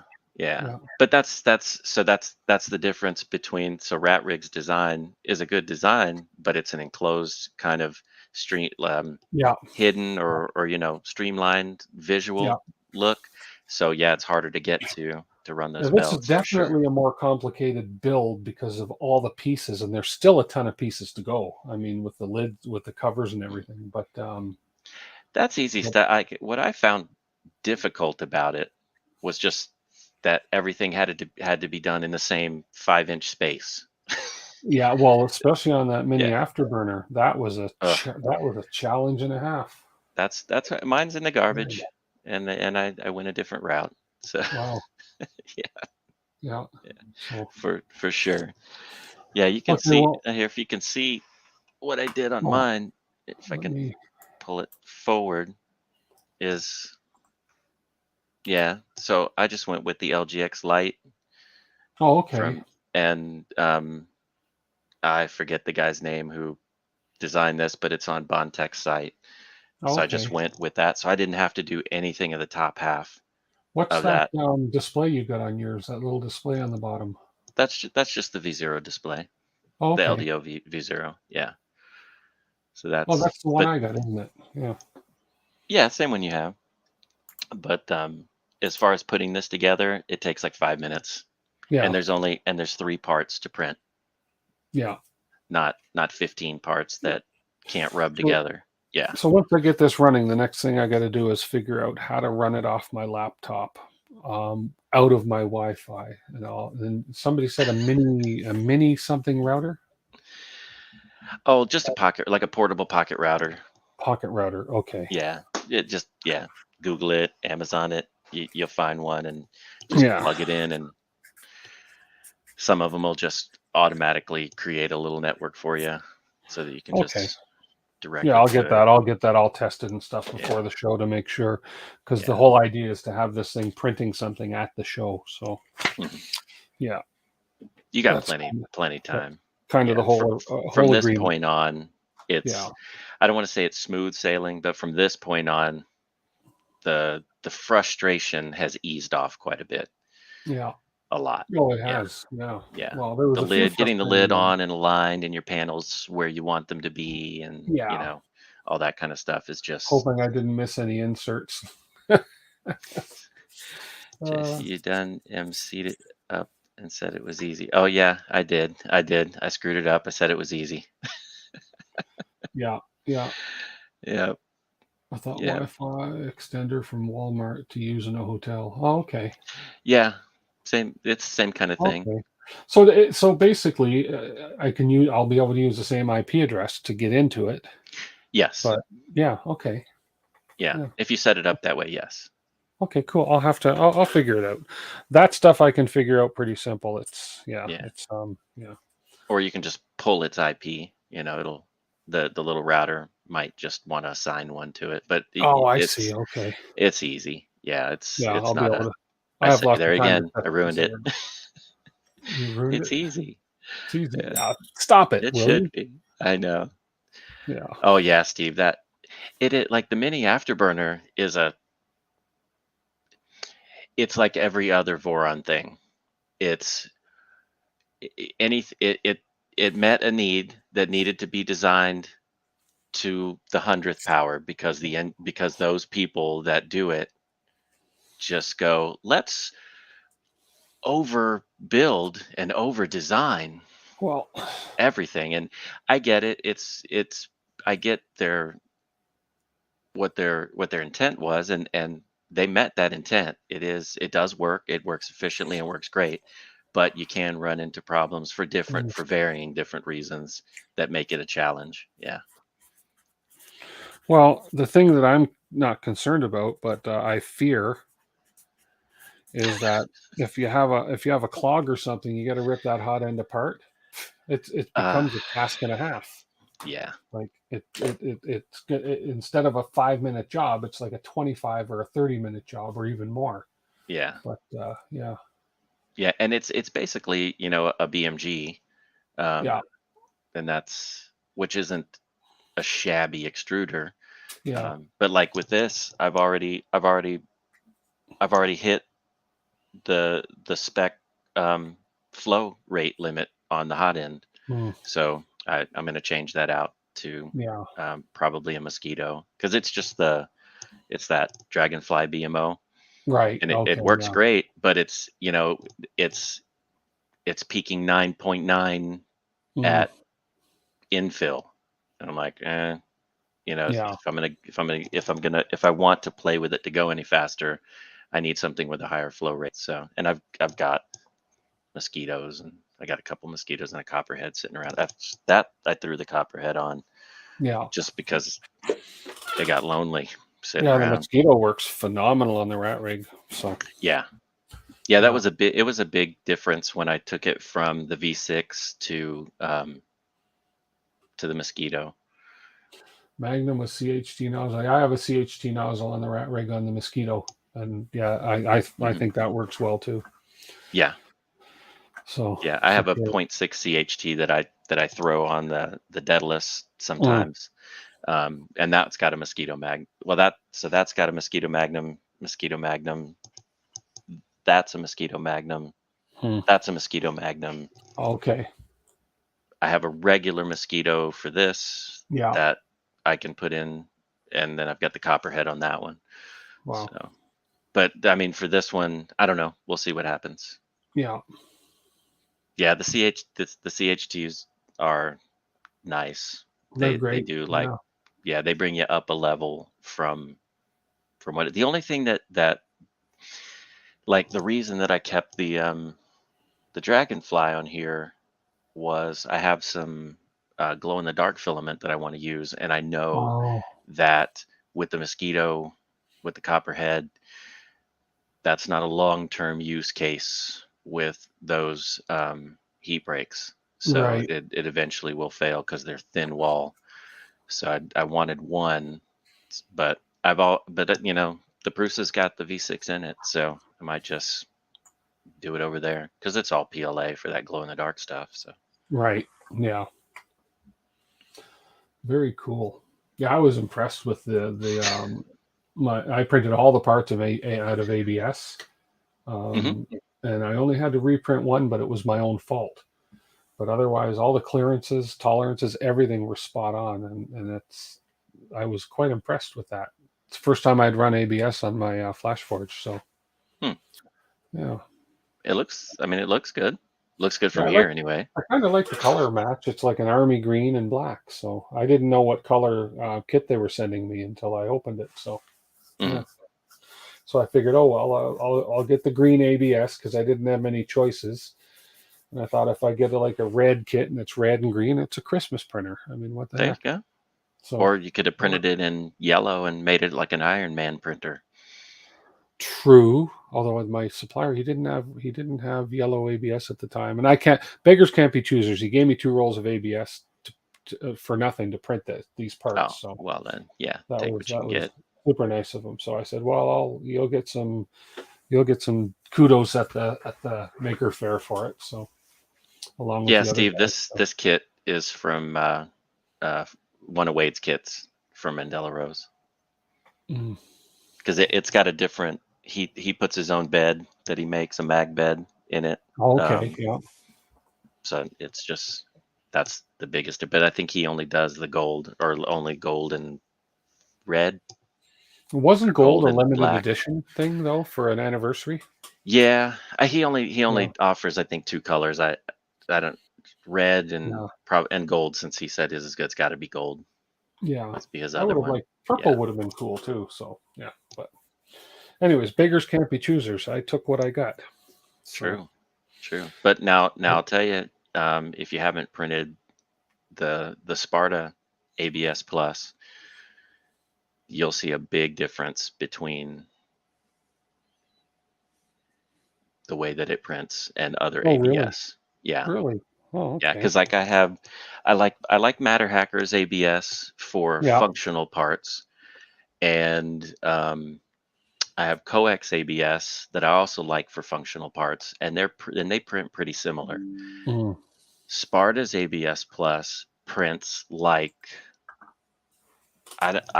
it's just different. Like this is Sparta ABS Plus, and it's like no layer lines. right. It Okay. feels smooth. It looks smooth at a 0.2 layer. This is I think this is just Coex Black, and Hmm. you know it just looks it's the look and the feel of however they make the plastic. You know, Yeah. there's Yeah. nothing wrong with either one, but Yeah. I really like Sparta's The ABS stuff Plus. I used is um this 3D stuff is Fuel, 3D fuel. Yeah. yeah, yeah. Yeah. I like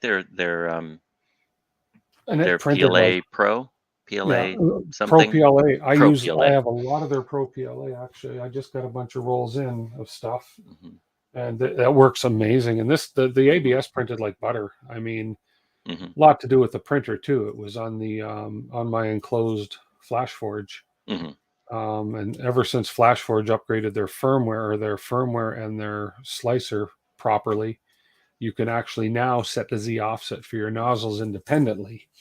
So, but the parts printed incredibly well. I mean, there was zero cleanup other than the odd little hickey, but hmm yeah, it was awesome. I'll have to try Sparta 3Ds though. Uh, Maybe down the Well, road. since you're friends now, so Yeah, they're your neighbor. I haven't really met anybody from Sparta. It's funny that basically the deal was that I'm basically sponsored for this whole thing by Sparta and LDO. hmm The printer actually came directly from LDO in China hmm versus coming from Sparta. So Okay, yeah, cool. it's interesting because my local guy here, hmm 3D Lab Tech, he sells hmm LDO kits as well. So, but That's where you first saw it, right? The yeah. V0. Yeah. Yeah, it was on my local guy, yeah. But then when I reached out to Jason, he said, "Okay, yeah, but we're gonna work with Sparta." So I'm not one to argue that. So Yeah. I even printed extra parts I didn't know I needed that I didn't need. So I ended up printing extra parts that I didn't need and failed to print a few parts that I did need did need. Oh, okay. because I, for whatever, like my counts were off on stupid things like spacers or Yeah. Yeah. my the panel pieces. I had like an extra set of lefts when I was looking Yeah. for rights, and I'm like, "Where's the Well, right piece?" it got confusing after a while. Okay, what have I printed? What haven't I printed? I know. And so And you for the have a like a panels, bin full of parts, and you're like, yeah. "I Well, don't for know, the I'll just print it panels, again." for these panel pieces here, I thought, okay, some of them I need 2, some I need the 3 millimeter. So I thought, heck, I just printed all the 2 millimeter and all the 3 millimeter parts. So Yeah, like I had to make yeah. sure um, because my even my side panels are different, so it's clear in the front, and all the rest of them are tinted on the Oh, sides. okay. So when I did that, all the pieces are 3 mil, so I had to make Yeah. sure the lid was printed for 3 mil, the sides were for 3 mil, and even it's even tight in the. I thought at first maybe I had printed the wrong lid, but I didn't. Cool. But Yeah. I had the wrong hot end printed at one point. So yeah, anyways, or the wrong I didn't print the mini but afterburner keep part. them I all. printed, yeah. Oh, I'll keep Keep them all. Yeah. keep them all, and you never know when one day it Mhm. breaks, and you're like, oh, well, I've got these other parts, and this other I can just get it up and running, Mhm. and then print the parts you need. It's true. That's the way to do it. I want to try some of Okay. Sparta's glitter. Yeah, Zenbender Sparta's their ABS Plus is I really like their glitter stuff. Um, I've got a few spools of it that Now, is there a Sparta 3D in the US? no, I Oh, so I buy 'em fr I buy it from bringing it them. from Yeah, Canada. Oh, cool. but Cool. for me, I mean, it's basically $20 a spool. Oh, wow, that's So not bad. yeah. So for $100, I just I'll have to check out get their a few filament then. spools, That's a and decent price. their obsidian black is supposed to be really nice. I've never been able to catch it in stock. I guess it sells out Mm. instantly because their galaxy black is more towards the gray side of black. It's a little lighter, um,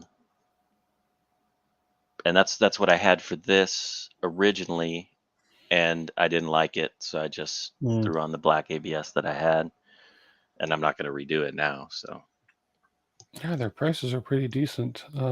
Yeah, like $25, which is about $20 for you.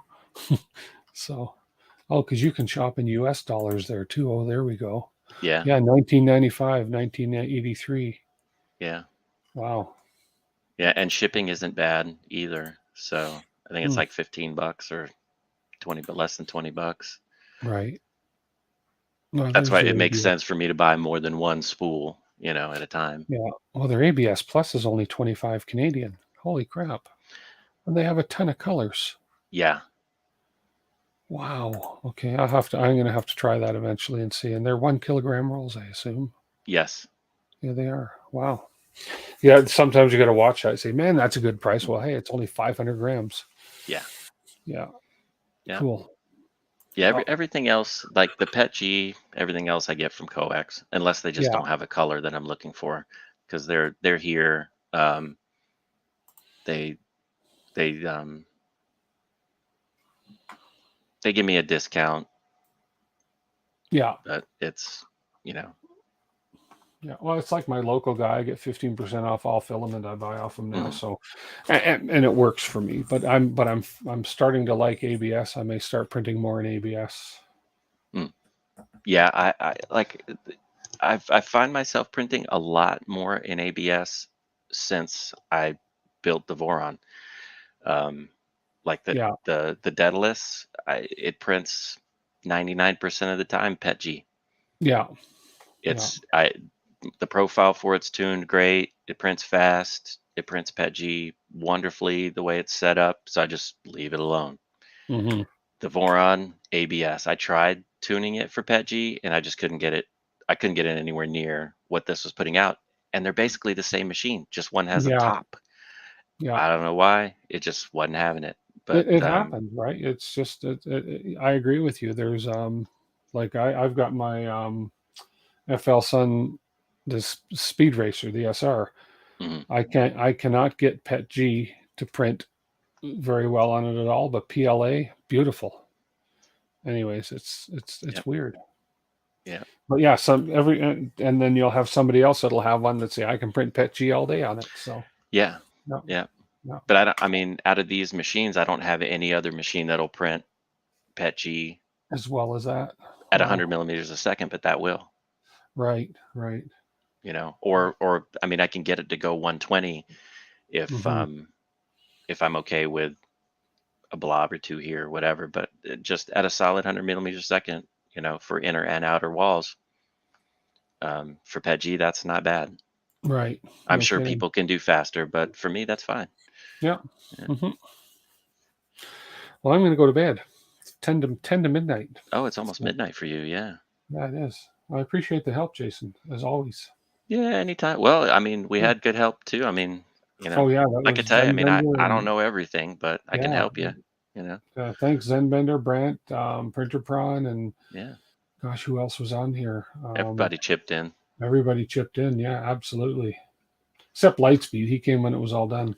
Ha! Sorry. That's typical, right? Too funny. Wow. 1 a.m. for you, Zen Bender. Wow, you're in the East Coast then. Yeah. Wow. Okay, listen. Well, that's good. I will. I'm going to still stream.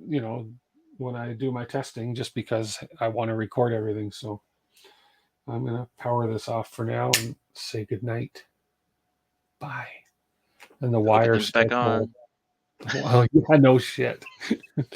I'm. You know what? It's going to work. I'm not even. I think it'll even work at Voron.local now. So I have confidence in it. So There you go. okay. Well, we will catch you guys later. Thanks, everybody, and thank you, All right. Jason. Yeah, I'm anytime. going to do my brand thing, and I'm going to do this. Good night, everybody.